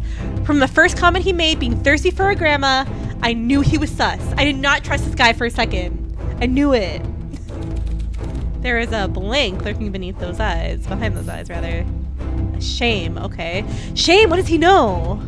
The music, my god, I'm both loving and scared. I totally feel that Toaster saying. Like, this game is so well done, but I'm also like, what the fuck's going on? There was a shame. What did he do? Behind those eyes. He's just a gilf hunter. At what cost, Stucky? At what cost? A deep sadness. If Mr. Nuncreed was that worried about Rollo, maybe he could help.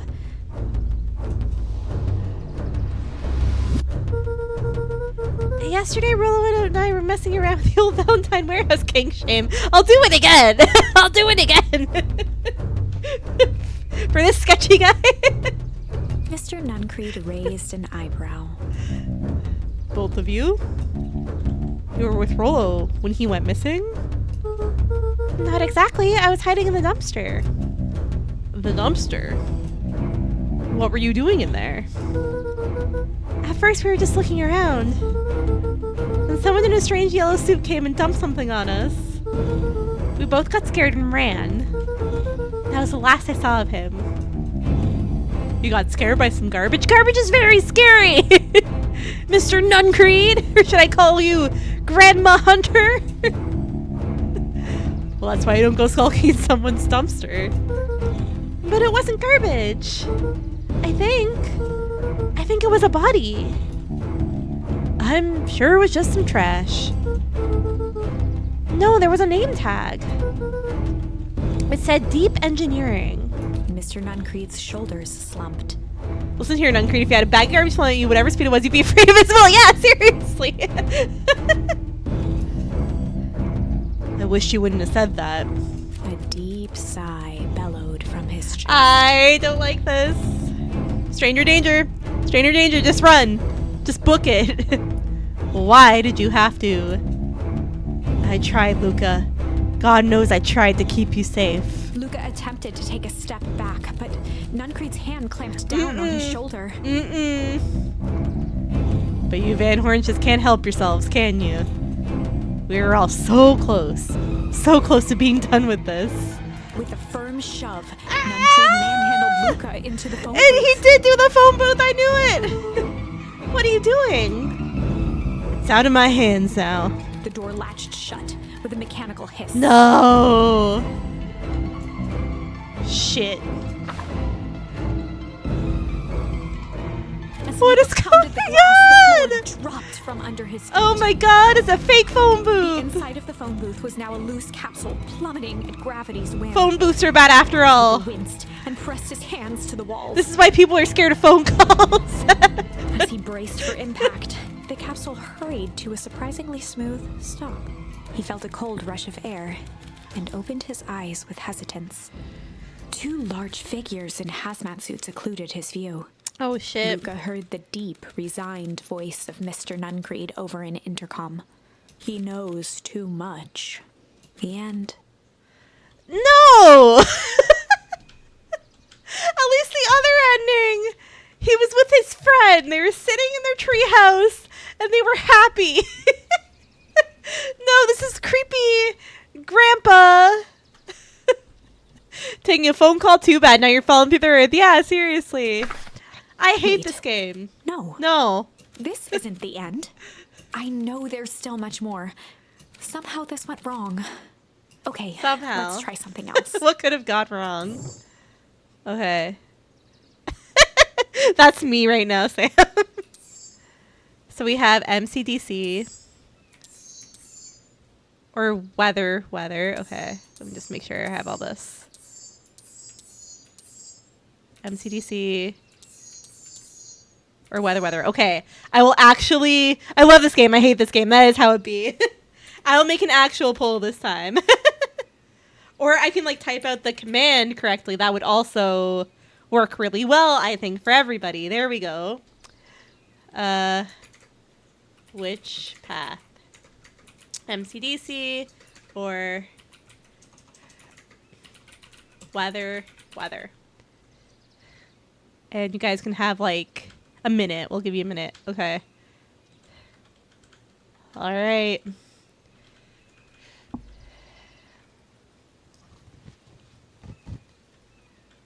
There's got to be more endings elsewhere, right? This can't be the M. One for MCDC. Okay, got it.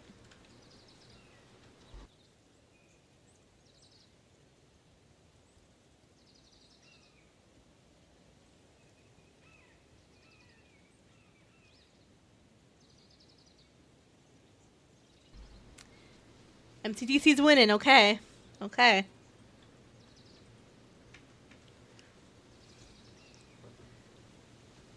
Unless there's a last minute upset for weather.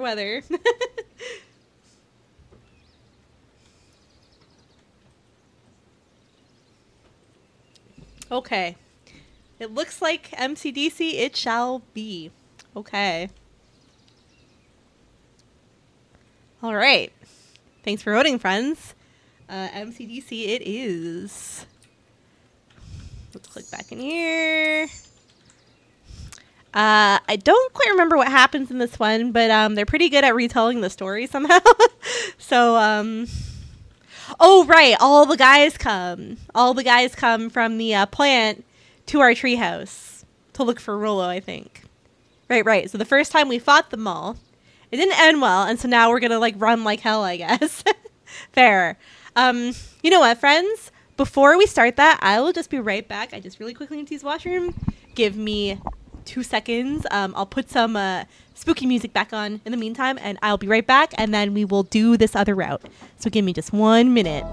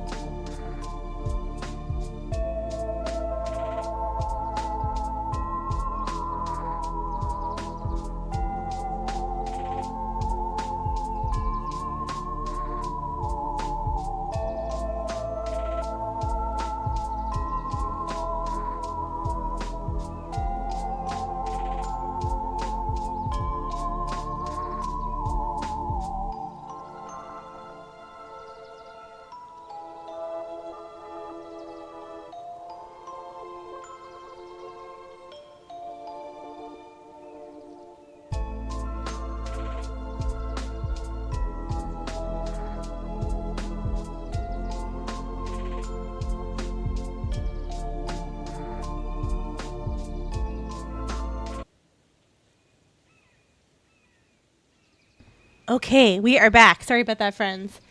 You lost your way too? No, Scorpio. I'm sorry to hear that. Well, you can't be too lost if you made it in here. Oh, dang, I was hecka delayed. No, I think that's, I think that's my stream, to be honest with you. I think I'm having a little bit of a issue with that this evening. I don't know why. I would say maybe try refreshing. Otherwise, yeah. No. Okay. All right. I just took a quick little second and now I am back. So let's do the path you guys voted for. I tabbed and then went to do my thing. Oh, okay. Well, thank you for the reassurance, Scorpy. Hope you're doing well. All right. Here we go. MCDC. So, okay, right. So all the guys are there. Last time we fought them, Luca's man raced. He was caught in a trap. What do you want to do when there's no hope? Iggy wiped his cheeks with a sleeve. What are you going to do, Luca? Luca drew himself up and decided to take the only option they had left. Flight. Run like hell. Luca drew himself up and decided to take the only option they had left. Flight. That's what I thought I thought he should have done the first time. That wasn't an option. I just had fight. So. He squinted down the barrel of the mission control defense cannon, aiming it through an opening in the dense tree branches. Run like hell. He looked up with surprise as it struck true and taut. Wow, I can't believe that worked. Hey, Mr. Care. We'd love to hear your thoughts. But I'm afraid we have places to be. Come on, Iggy. See ya, jerks.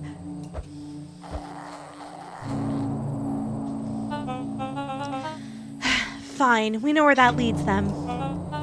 This way, we'll take the tunnels. So they have like an underground network all over this town. Clearly.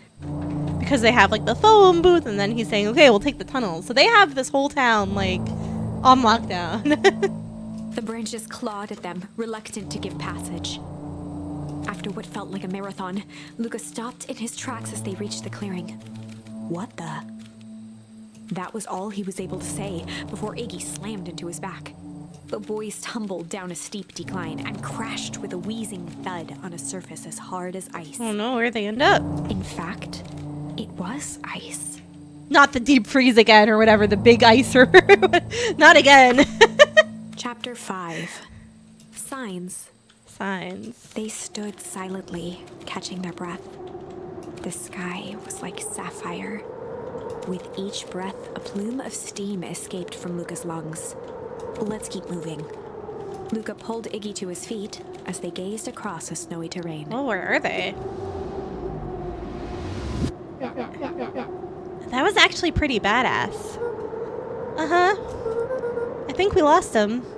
They just went to a totally different season. Damn. Are we up in the mountains? I don't think so. If anything, we went downhill. Then what's up with the Winter Wonderland? All I know is there's no going back the way we came. Let's see if we can get our bearings. Follow me. Find a way home. I mean, it is pretty. It looks kind of like a mirror image of their regular home, right? So this would be his dad's grave, I take it. Luca, are you there? Luca had almost forgotten the walkie-talkie he was carrying. It's that bozo Care. I hope nothing bad has happened to you out in those woods. Luca looked at Iggy with hesitation. Is this bad? Is being in a Winter Wonderland bad? No need to be rude. With a resigned sigh, Luca responded. It seems like the only dangerous thing in the woods is you. Oh, shit. He speaks, the young man of the hour. Now, how in tarnation did you end up with one of our radios? Just lucky, I guess. Boy howdy, you Van Horns are full of surprises, aren't you? You knew my parents? I never had the honor of meeting your father, but your mom sure was a handful. Luca winced, shoving the walkie-talkie back into his pocket. We gotta keep moving. When can we just, like, launch these guys into space? When do we just take Perennial Harvest and shove them somewhere else?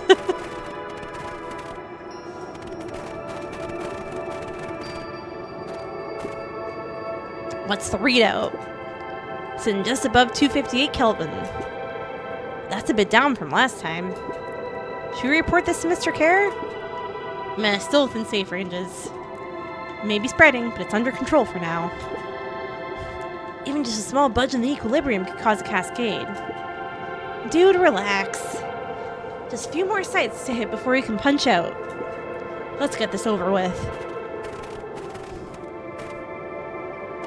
Is this their old town and they're preserving it?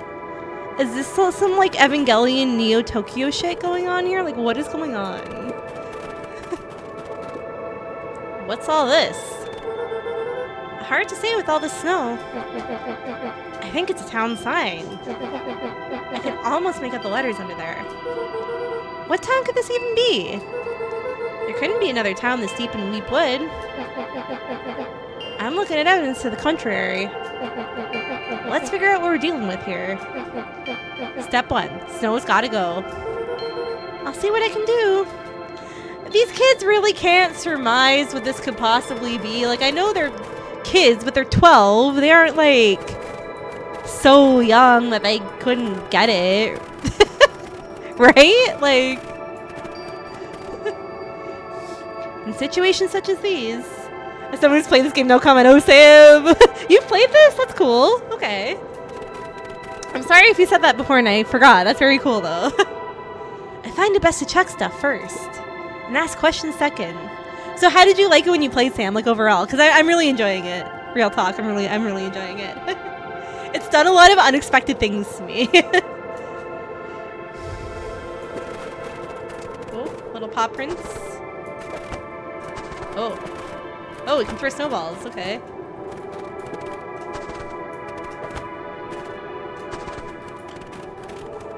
Just whack it at the sign. Yeah. Welcome to Beacon Pines. Oh my god. The sign that now clearly read, "Welcome to Beacon Pines." This doesn't make any sense. We're in Beacon Pines? How's that possible? We ran away from town. How did we get back here? I guess we got turned around. Where'd all the snow come from? Well, it's been cooler than normal lately. There's a pretty big difference between sweater weather and this Arctic hellscape. Global warming affects all. I joke, but like I know they've touched on that a bit in this game, so. The puddle we fought at before. It was cold too. Maybe all of it leads to one source. You think it's related? What the hell's going on? That's what I'm saying. We're gonna get you some answers. Let's keep moving. Alright. Yeah, so here's town, all frozen. The fencing glistened, each chain link encapsulated with a translucent layer of ice. Looks like the stuff they put up around Leap Wood. The stuff who put up? I don't know. I think we know. I think we know. This stuff look familiar to you? It looks like the barrel near the puddle. One of you completed. You enjoyed it. Nice. Yeah, it's a lot of fun. Shoved me into, yeah. Well, thank you for no spoilers. Because there's a lot of secrets in this game, and I'm having fun figuring them out. It's all frozen. Looking down at the frozen stream, Luca could faintly see a school of minnows encased in the ice. Poor fish. Whatever happened here, it happened fast. The fish didn't even have time to run. Or, you know, swim run. Hi, Pango. Badoo, badoo, badoo, badoo, badoo. Hello. Badoo, badoo, badoo, badoo, badoo, T2.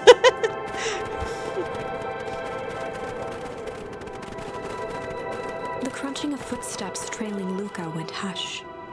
He looked back to see Iggy's face twisted with confusion. Everyone's gone. What? There's nothing here but snow.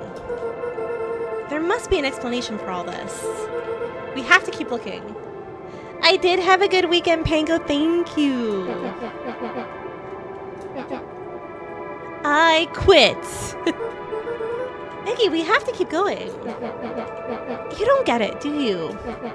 This isn't one of your pathetic Hank Atomic stories. We aren't going to save the day. Not with that attitude. We aren't even going to save ourselves. My face is mangled. The town is destroyed. And everyone we've ever known is gone. We don't know that. You can't just quit. Do whatever you want. I'm done. Iggy, it's gonna be okay. Luke appeared Get this upward boy a at hot the chocolate darkening sky. stat. He let out a long, foggy breath. Faintly, Iggy began to cry. Oh no. Seeing Iggy in such a pathetic state gave Luca a sense of compassion, and more than a little guilt. It is getting pretty late, I think. Probably not a great idea to stumble around in the dark anyway. Luca allowed himself to collapse next to Iggy. Let's just rest for a bit. The boys huddled together for warmth and comfort. Why don't you at least go in that abandoned building?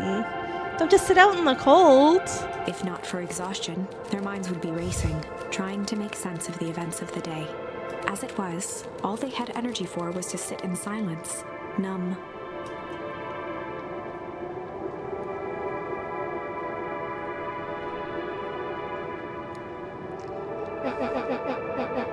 The way the snow covered everything over, it's kind of calming. Yeah. I haven't had time to say it, but thanks. Huh? For getting us away from those creeps. I sort of froze up back there. Is that a pun? Really, game? We're surely not using froze up in this state. Game. Iggy, I should be the one apologizing. This all happened because I lost my temper. Nah, that's bull hockey. First of all, you didn't know what that gunk would do. You didn't, right? Of course not. And second, stop with this baloney about losing your temper. But I did lose my temper. Iggy motioned sarcastically to his half-deformed face. Obviously. That's exactly what you should have done. I bullied you, so you had every right to splash me with green goo that deformed me. Huh? I was being a horse's ass. You were supposed to be a horse's ass in response. That's how it works. Iggy, I'm having a hard time following. You wanted me to fight you? Of course. Geez, you goody-goody types take forever to understand this very basic point. Why would you go saying cruel things just trying to get into fights? Iggy shrugged. It's something to do. You're an asshole because you're bored? This kid's never been on the internet before, has he? Just go to like any forum, child. Sometimes I just feel empty. You wouldn't understand. You and Rolo are always having a blast together. Same. Wait. Are you admitting something, Panko?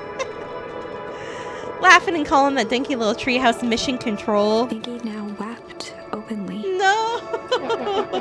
I can't do more feelings. I'm too fragile. Don't do this to me, game. Perfect little Luca Van Horn. With his perfect little life. My life is not perfect. Everybody in town likes you. Not everybody.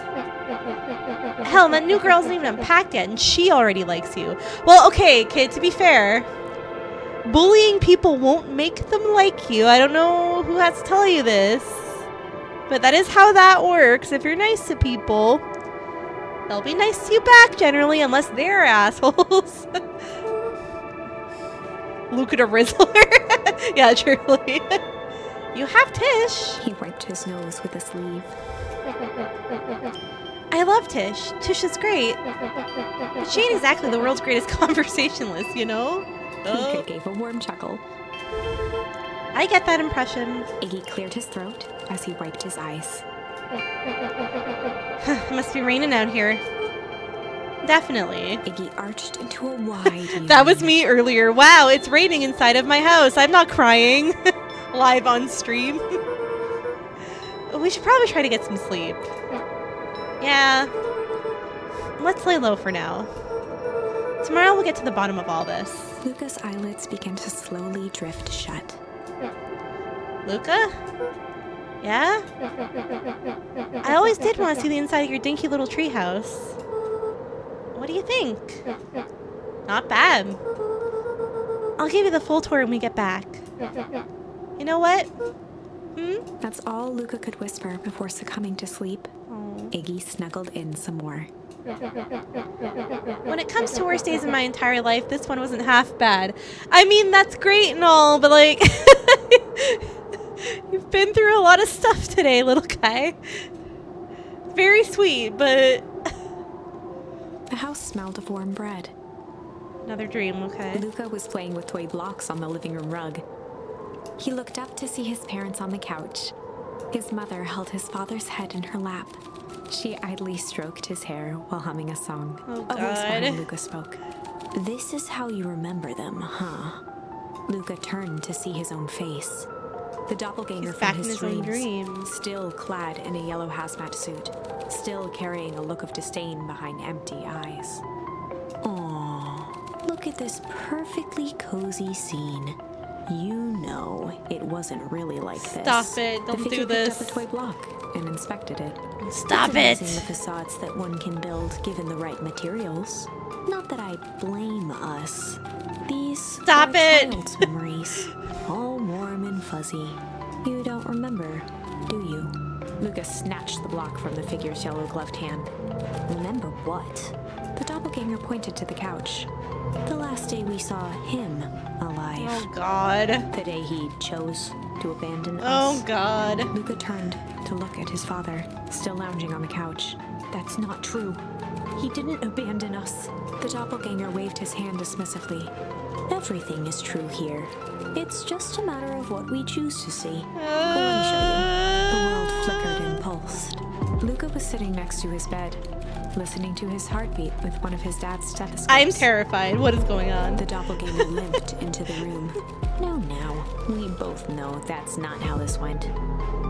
Limped into the He room. grabbed Interesting. Luca's hand and guided the stethoscope to the floor. Luca heard muffled shouting, brought close by the stethoscope. It was his parents Fighting? So what did his dad do to get killed? Do you I remember wonder. what we did next? Luca gave a slow nod and crept down the hall to peek through the banister. He could see the outline of his mother at the bottom of the stairs. Damn it, Walt. We can't afford to get involved in this. She was scared. His father stepped forward. What am I supposed to do? Just watch? August is going strong. Different than expected. Plenty of... yep. There's a sickness in this town, and we both know who's behind it.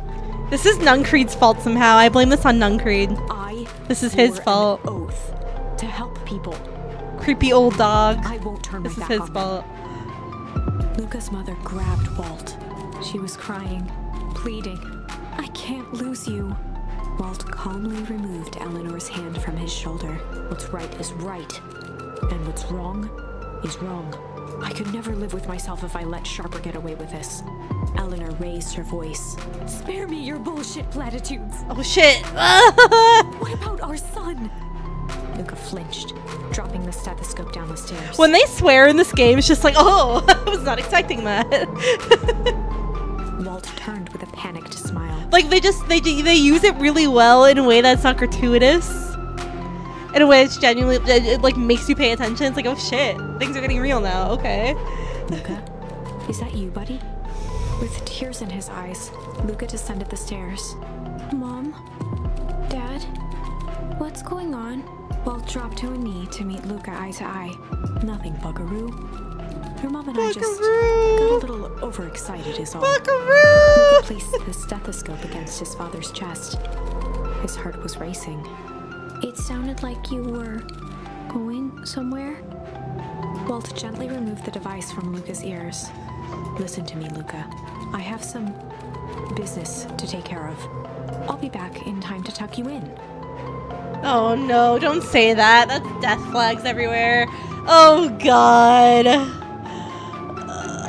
I'm pinching the bridge of my nose right now. Oh my god. Luca hugged his father tightly.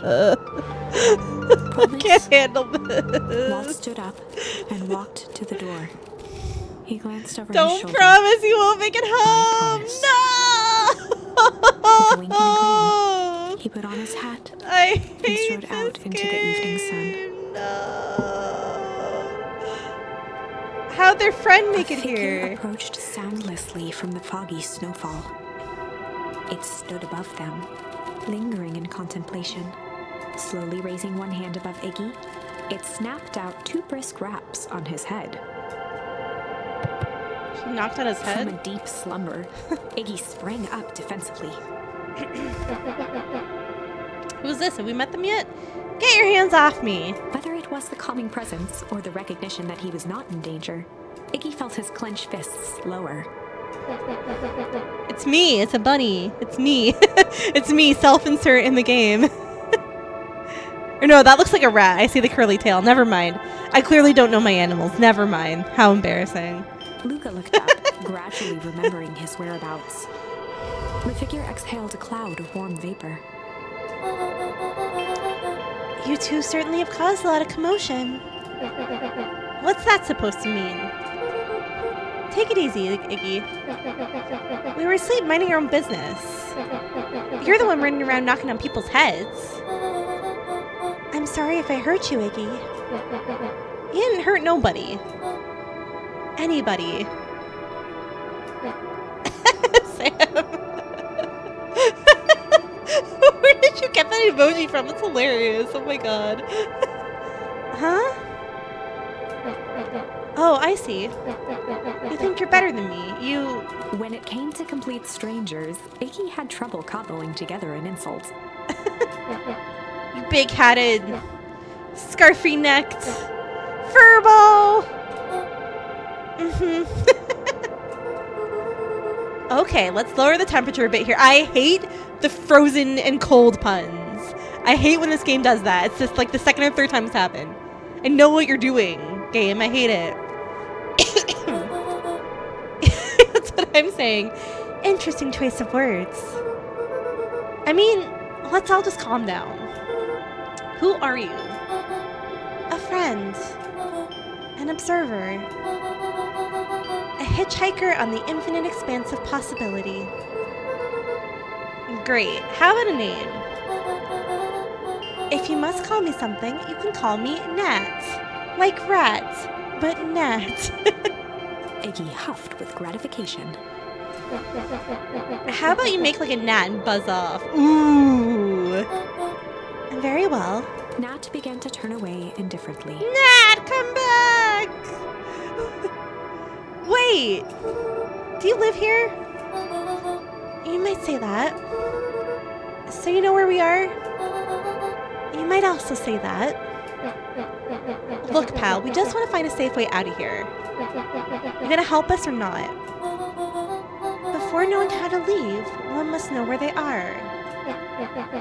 All right, that does it. Luca, I don't know about you, but I'm getting out of here, one way or another. Iggy turned sharply and began to stomp off. I'm leaving, doesn't know where they are.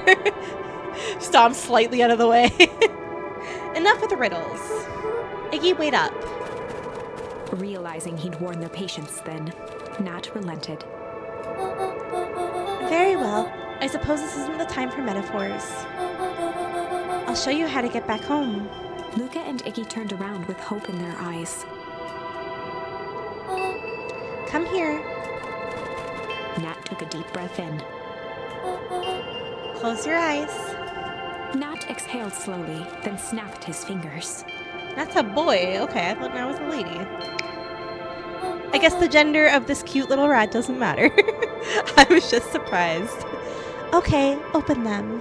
For a brief moment, Luca and Iggy let themselves believe that some great magic was about to unfold, until they opened their eyes and found themselves in the exact same place. Cold and disheartened. Did they time travel? This is your home. This is Beacon Pines. Look, Nat, we don't know how we got here. Maybe we stumbled through some time travel gate in the Weep Wood. or we teleport to some alternate universe. Or this is all just some cruel experiment by Carrie and his goons. But this is not our home. You're inching closer to the truth.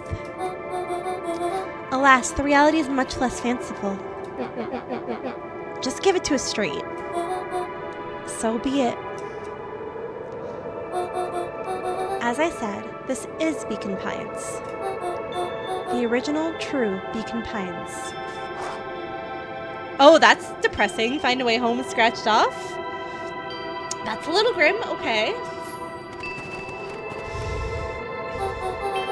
You both grew up here. But the town you called your home for the past several years is a replica. Ah, okay. Okay, I was onto something. A remarkable achievement of engineering, to be fair. But a replica nonetheless. So what do they do with everyone's memories? How do you explain that? That's impossible. It's too much work. You need a whole town to replicate a whole town. Indeed, to pull off such a feat would require immense labor power. That which could be moved would be moved. That which could not would require a precise duplicate. Oh. It's not that their memories were erased, they were duplicated, I think, because Luca has a duplicate in his dreams talking to him. Okay. Let the game cook. Okay. We would have noticed. Someone would have noticed. You'd think so, unless the auditing was impeccable. A mind-numbing attention to detail. As for the innumerable trivialities which complete the tapestry, well, you can leave that to this miraculous thing we call a brain. It has a real aversion to discontinuity, a revulsion even. The brain has a wonderful way of smoothing out the rough edges, keeping us sane. Okay, you look around uncomfortably. What happened in the narrator there? Scarlett, hello! How's it going? Hope you're doing well. So you're saying that someone made an entire new town and moved us all and no one noticed? Precisely. But why? Why is the one question that can never be answered with certainty. The best one can do is to uncover... Nat narrowed his eyes, furrowed his brow, and uttered, the source. Going pretty good. I am well. This game is giving me all the emotions. Good and bad. Other than that, I'm doing alright. Thank you so much for asking. Dun dun dun! Yeah. We have to go to the Crystal Tower. And go back home. Why'd you say the source like that? Why indeed? Luca began to laugh uncomfortably. It's all ridiculous. There's no way they could. He looked down at his feet. His eyes started back and forth in contemplation. With a sudden pain, a thought struck him. If this really is home... He sprinted off into the pale distance. As Iggy turned to follow, Nat called out. Iggy, it's not too late to turn back. Simply head west through Weep Wood. So we can go home from here? Does Nat just live here? Chapter 6. We've never seen Nat before, so... The source. Okay. Nat expressed his sympathy with a shrug and sauntered off as unassumingly as he'd arrived. He'd given Luca and Iggy what they needed, and nothing more. As Luca sprinted across the snow, the events of the past few days became clearer, pieces to a larger puzzle. Rollo said he was underground somewhere, captured.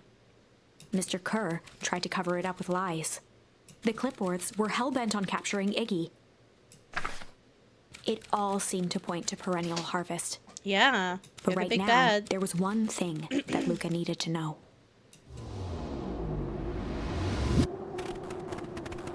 Luca stopped dead in his tracks.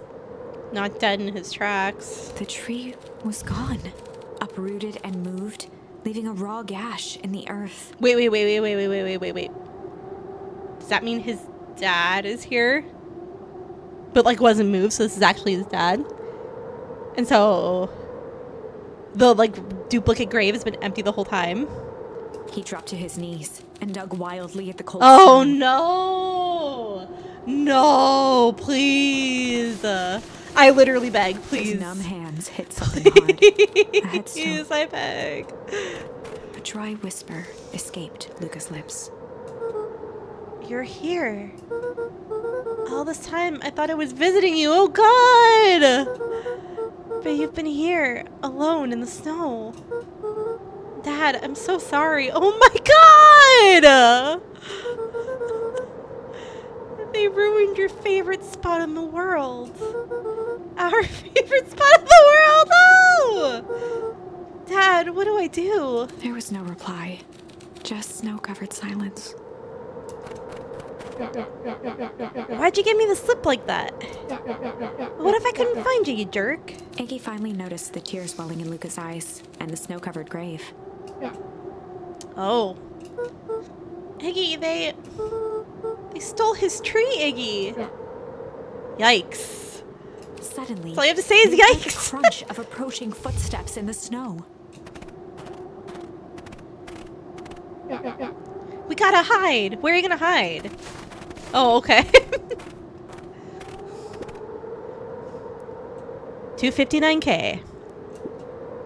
Fall off distance is still good. Dude, did you hear me? I said 259.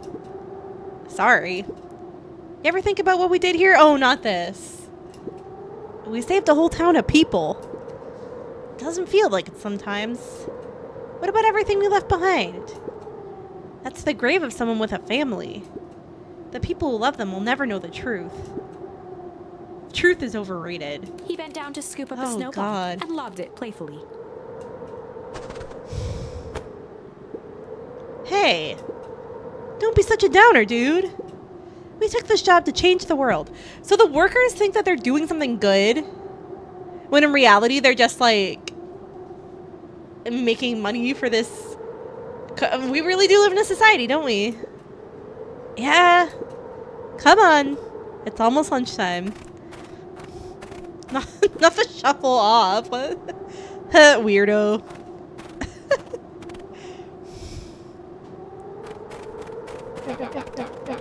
Here I thought I was a jerk. These dinguses are out here literally dancing on our graves. Luca stuttered through heaving sobs. I thought I was visiting him. I thought he was with me. I'm not gonna lie, that's a bad break. Dingus, yeah, I know.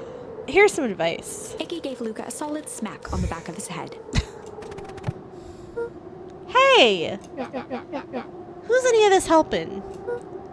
What? Sitting here in the snow, crying like some pushover. His dad is right there, dude. What do you mean pushover? Oh, you're such a pushover, crying and mourning for your dead father. What the fuck? Who you helping? Iggy, look what they did. They lied to everyone. Blah, blah, blah. Look at Van Horn, you're a lot of things, but you ain't no pushover. What did I tell you before? When some jerk comes at you acting like a horse's ass, I should stand up for myself. Hell yeah! Karen and his merry little band of clipboards pulled off the switcheroo for a reason, right? Nat mentioned something about a source. Luca wiped his eyes with a sleeve. Whatever's at the source must be awfully valuable to Perennial Harvest. Sure be a shame if something unfortunate were to happen to the precious source, wouldn't it? What do you have in mind? If it's small enough to steal, we snatch it. Pee on all the snow! If it's too big to snatch, we smash it. And what if it's too big to smash? Iggy flashed a mischievous smile and cracked his knuckles. I'm always up for a challenge. I'm gonna make this right, Dad. I promise. Let's do this. Locate the source, baby. Alright.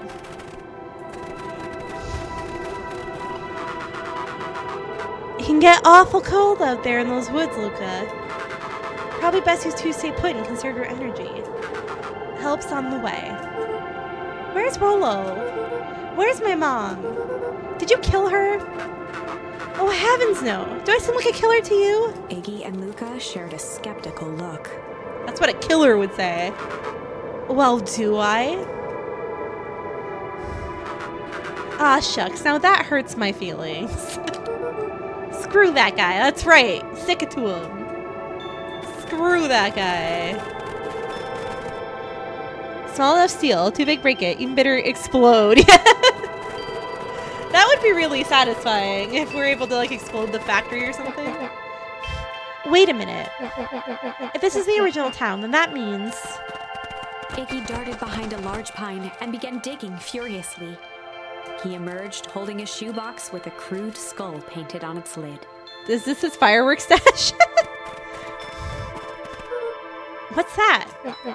Long story. So a few years back, I, came into possession of some premium grade fireworks. He stole them. Not the wimpy firecracker stuff they give kids. The good stuff. So why'd you bury it under a tree? Well, that's the long part of the story. You and Rolo were doing chores at Rolo's chicken coop. And you guys pissed me off for some reason or another. Luca rolled his eyes with realization. No, you didn't. Iggy stifled a chuckle. Yup. I just wanted to give you guys a little scare. But like I said, these were some primo fireworks. So I might have underestimated things. You blew up the chicken coop? I prefer to think of it as an incendiary redecoration. Sorry, but you should have seen the looks in your faces. Rolo got grounded for months. Which is why I need to stash the evidence and lay low. So I buried him under that tree. And when I came back for him later, they were gone. I figured some grown-up found him and tossed him. Iggy triumphantly raised the shoebox. Turns out it wasn't the fireworks that got moved. It was us. Unbelievable. It's lucky they didn't find it. Do you think this is a game? Newsflash, boyo. You're not a hero. You're a little brat who's way in over his head. A hero is just someone who refuses to give up. I guess so. Comics these days are rotting children's brains. Everyone thinks they're a spaceman superhero. I was always partial to Hank Atomic myself. Is that so? Do you really think you have a chance against us? You have no idea how powerful we are. Prepare for blast-off, loser. Ooh, get him.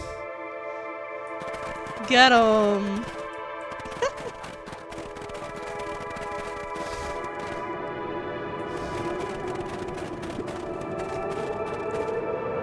Luca and Iggy inched up to the edge of the hole with bewilderment in their eyes. Arctic air breathed out of the cavern in heaving gusts. Echo! Echo! Echo! Echo! Should have put on my reverb for that. Whoa. I can see why they want to move us all out of town now. But why would they dig a giant hole? I think this is it. The source, okay. This is the source? It's a dang hole? How do we smash a hole? We can blow it up.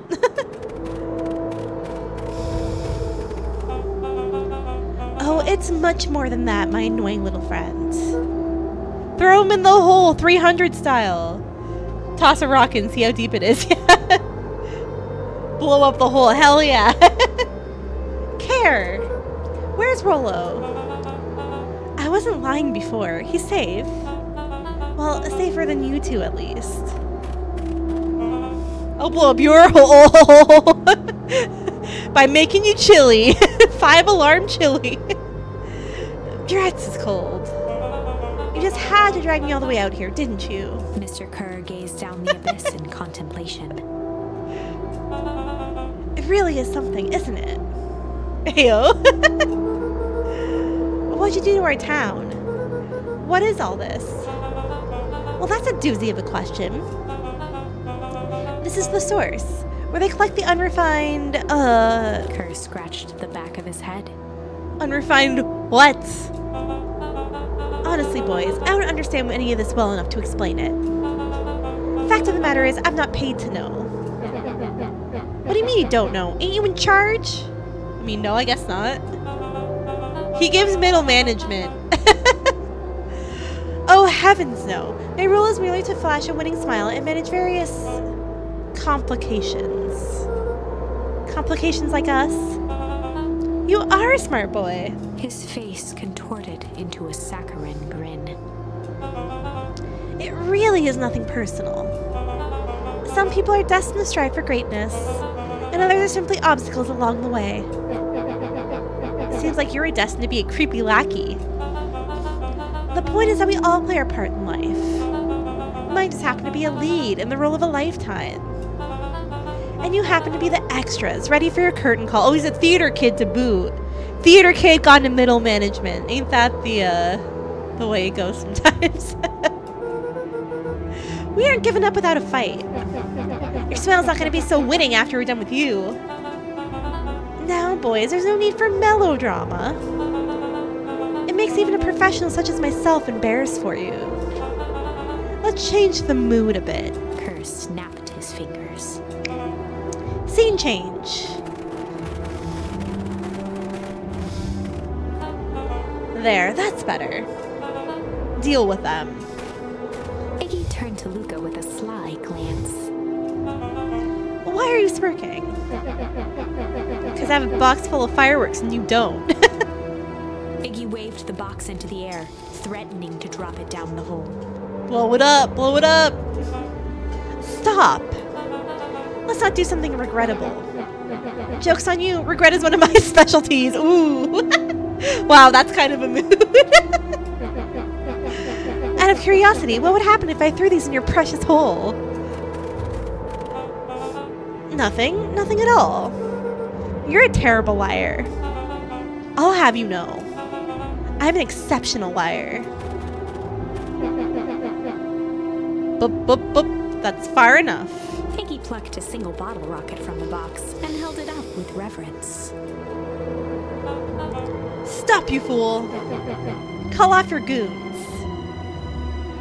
Being held hostage by a single firework. Mr. Kerr flung up his hand with frustration. Very well. You can all head back for the night. It's been a long day. I'll handle these two from here. Mr. Kerr sighed into the frigid air. It's just us now, Iggy. You can put that down. What, like this? With a nonchalant click, Iggy tossed the firework into the hole. Finally.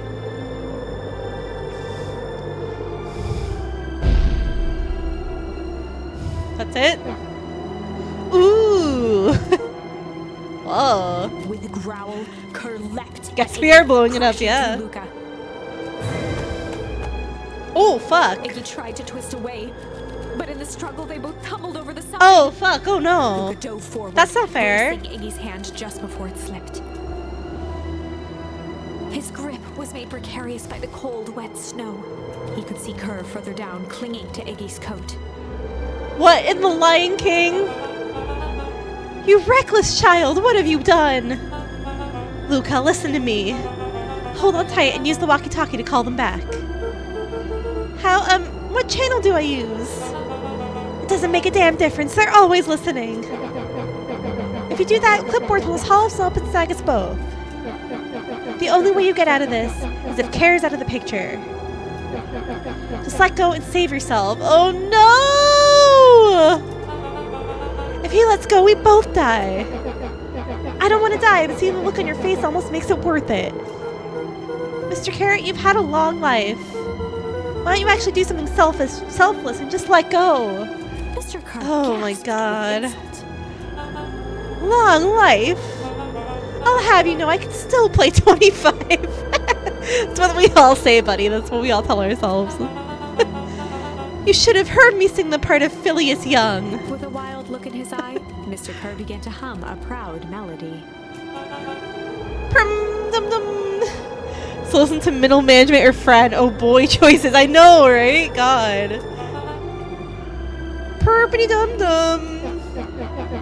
Wow, can you believe this guy? Not hot. Oh my god, not Luca's this. hand began to cramp. His voice began to crack. care. Just let go. Can't you, like, kick his hand or something? Or, like, grab one of your friend's fireworks and, like... Just, like, surely something can be done here. No can do. If you want to save your friend, you'll have to save me too. Luca, look at me. It's okay. Luca felt icky. What the fuck? It's not okay. You aren't going to kill your friend like that, are you? Every muscle in Luca's body burned. Oh, this is so fucked. I'm not his friend. Yes, you are. No! No, I'm just a no completer! Like you care. Iggy, no. Luca felt his hand slipping. And I told you what you need to do with police. Yes, Ducky, that's where I'm at. Thank you. I can't. It's your only way out of this mess. 2 birds with 1 stone. It makes sense for us to fall together. Wackadoos travel in packs. No. Calm settled over Iggy's face. Luca, let me do this. Iggy's voice was colder than the bitter air What billowing the from the chasm. fuck? Let me do the right thing for once. No. Luca had no choice but to blank Iggy's request. Oh my god, okay. Refuse.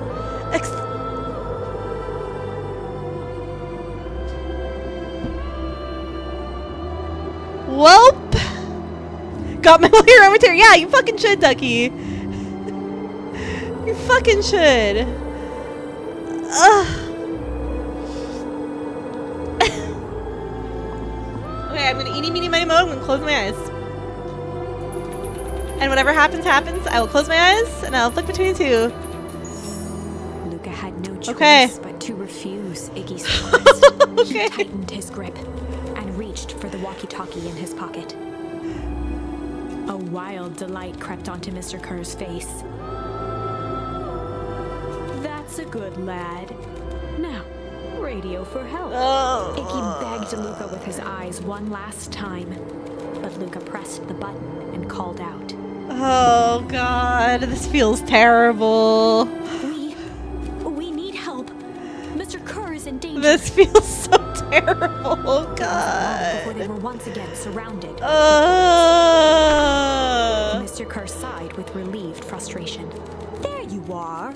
You really are worth a lot, aren't you? Mirror, now. Mirror. Clipboard dutifully produced an ornate ivory hand mirror, and Mr. Kerr began preening his tussle. Can we just shove him now? Like, just do it. That's Well, he's not expecting. Just like Mr. Van Horn, I football applaud tackle your him sharp into the thinking hole. under duress. I'll put in a good word for you with the founder. Take them away. A swarm of hands overpowered Luca. The last thing he saw before a cloth bag was pulled over his head was the defeated look on Iggy's face. The end. Oh. I think this was one of those times where doing the right thing was the wrong thing. Solve all problems a little put. That's what I'm saying, Scarlett. Just a little like, oops. Oopsies. Whoops. Oh, God. All right. I guess we gotta go back and accept. We gotta get our hearts ripped out. Buckle in, everybody. But to accept Iggy's request. Here we go. I got tissue on standby. I'm gonna scream more, probably. Here we go. We're just gonna kill our friend. With a quiet blink, Oh, God. void. As his fingers slowly gave up, he met eyes with Iggy.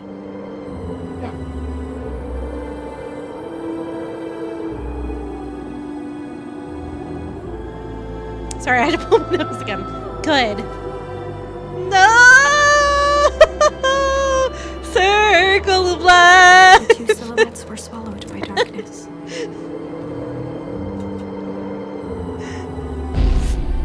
Not the fireworks! Shut up! Don't do this. Don't fucking do this. Who published this game? Who made this game? I'm gonna write them a letter. Just be like, how dare you? How hell of a goodbye, Iggy. Oh, no.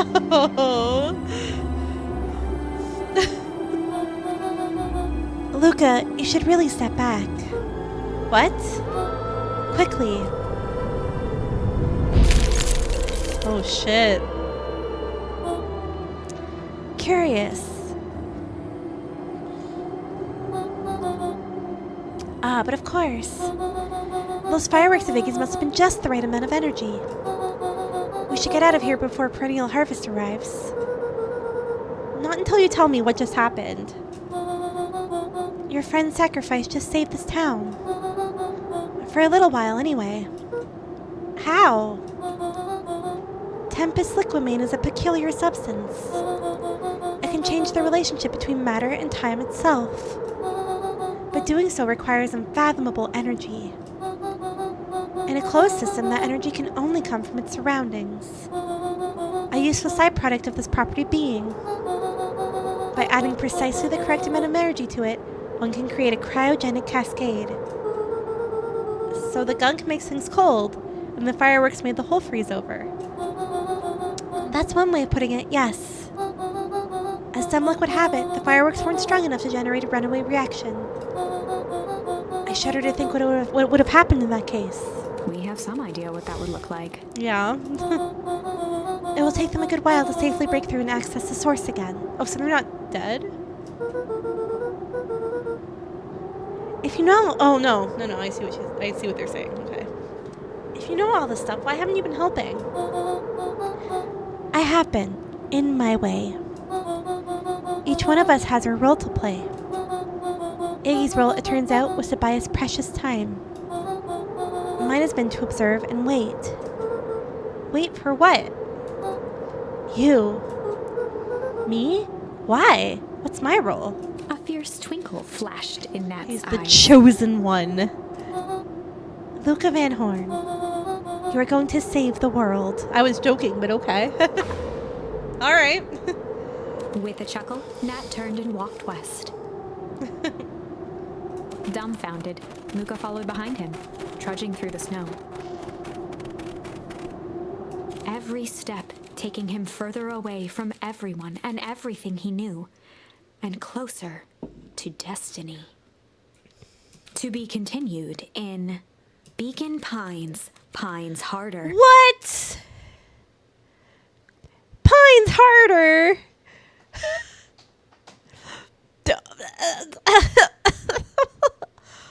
Valentino Whiteback. Beacon Pines 2, Pines Harder. Pines Harder the Squeakquel. The hardening. Revenge served cold. Second time's a charm? Wait. There's a thing going on here. Okay.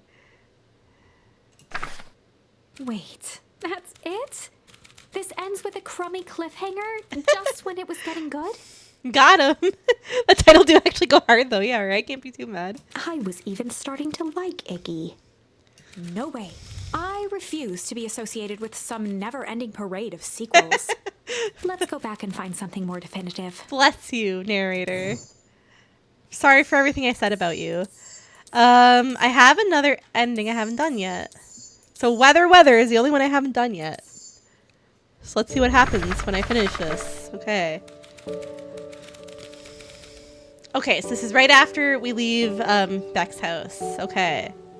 The sky answered for him as the clouds above began to break. Luca began to respond, but the sky answered for him as the clouds above began to break, revealing patches of star-filled summer night. Moonlight filtered down, shimmering in the treetops. Sure, you can meet Rollo. You're not going home? No, I promised Rollo I'd tell him about... Luca stopped himself mid-sentence. So does this mean in this timeline they don't fight because that big rainstorm doesn't happen? Promise you tell him what? Spit it out, bub. We're as thick as thieves now. If there's a juicy secret, you gotta tell me. Okay. You can come to the treehouse and I'll tell you both what happened. Heck yeah. Okay, friends, I think this is a good stopping point. Holy shit, a lot happened in this episode. Oh my god. And I'm gonna see how I feel on Wednesday. And if I'm not too tired, I'll hopefully be able to finish this. This game is a lot. It's definitely a wild ride, yes. I'm not mad at it though. I seem like I am, but I'm not. I have not ironically really been enjoying this game, and I'm so glad I've gotten to experience it. I can't wait to see how it ends. Let me just save it real quick. And then... I'm so glad it auto-saves. That's very nice. All right. Well, thank you guys for joining me. That was a lot of fun. An emotional roller coaster for sure.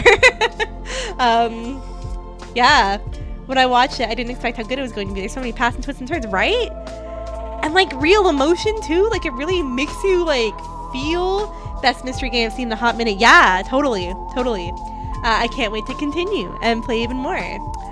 I think, yeah, totally. Let's go ahead and read on into Miss Frito. She's playing some Fortnite, as you do.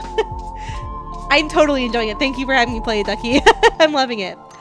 Next time, I'll be honest, tomorrow. I'm taking a little break from August. I know, sacrilege. And I'm going to be playing Civ 6 again with Dew, Bree, Carl, Jinx, and Kit. Looking forward to that. Thank you so much, Ducky, you too, and everyone else as well. So, I'll be back tomorrow for some world domination. Wednesday is determined. I'll see how I'm feeling. But I definitely want to get back to this game. So yes, let's go ahead and do our raid. Here is Frito's stream, just in case the raid doesn't take you there. And I will go ahead and make my raid message. If I didn't have work tomorrow, I would absolutely like stay up till the end. Best believe. I would marathon the crap out of this game because, oh my god, I can't just leave it at that. Alright. Let's copy paste this. I fucked up copy pasting my message. Damn word. I know, totally. When I was on holiday, it was so nice to just do like streams whenever I wanted, not be tired from work, like stay lit. Like it was so nice. It was literally so nice. But such is life, I guess. God hasn't deemed me cute enough to not work, unfortunately, so here we are. Alright, let's start the raid with Frito. Alright, you cuties, have a great night. Thank you so much for the fun stream and for joining me, and I'll be back tomorrow. I will see you all then. Bye-bye!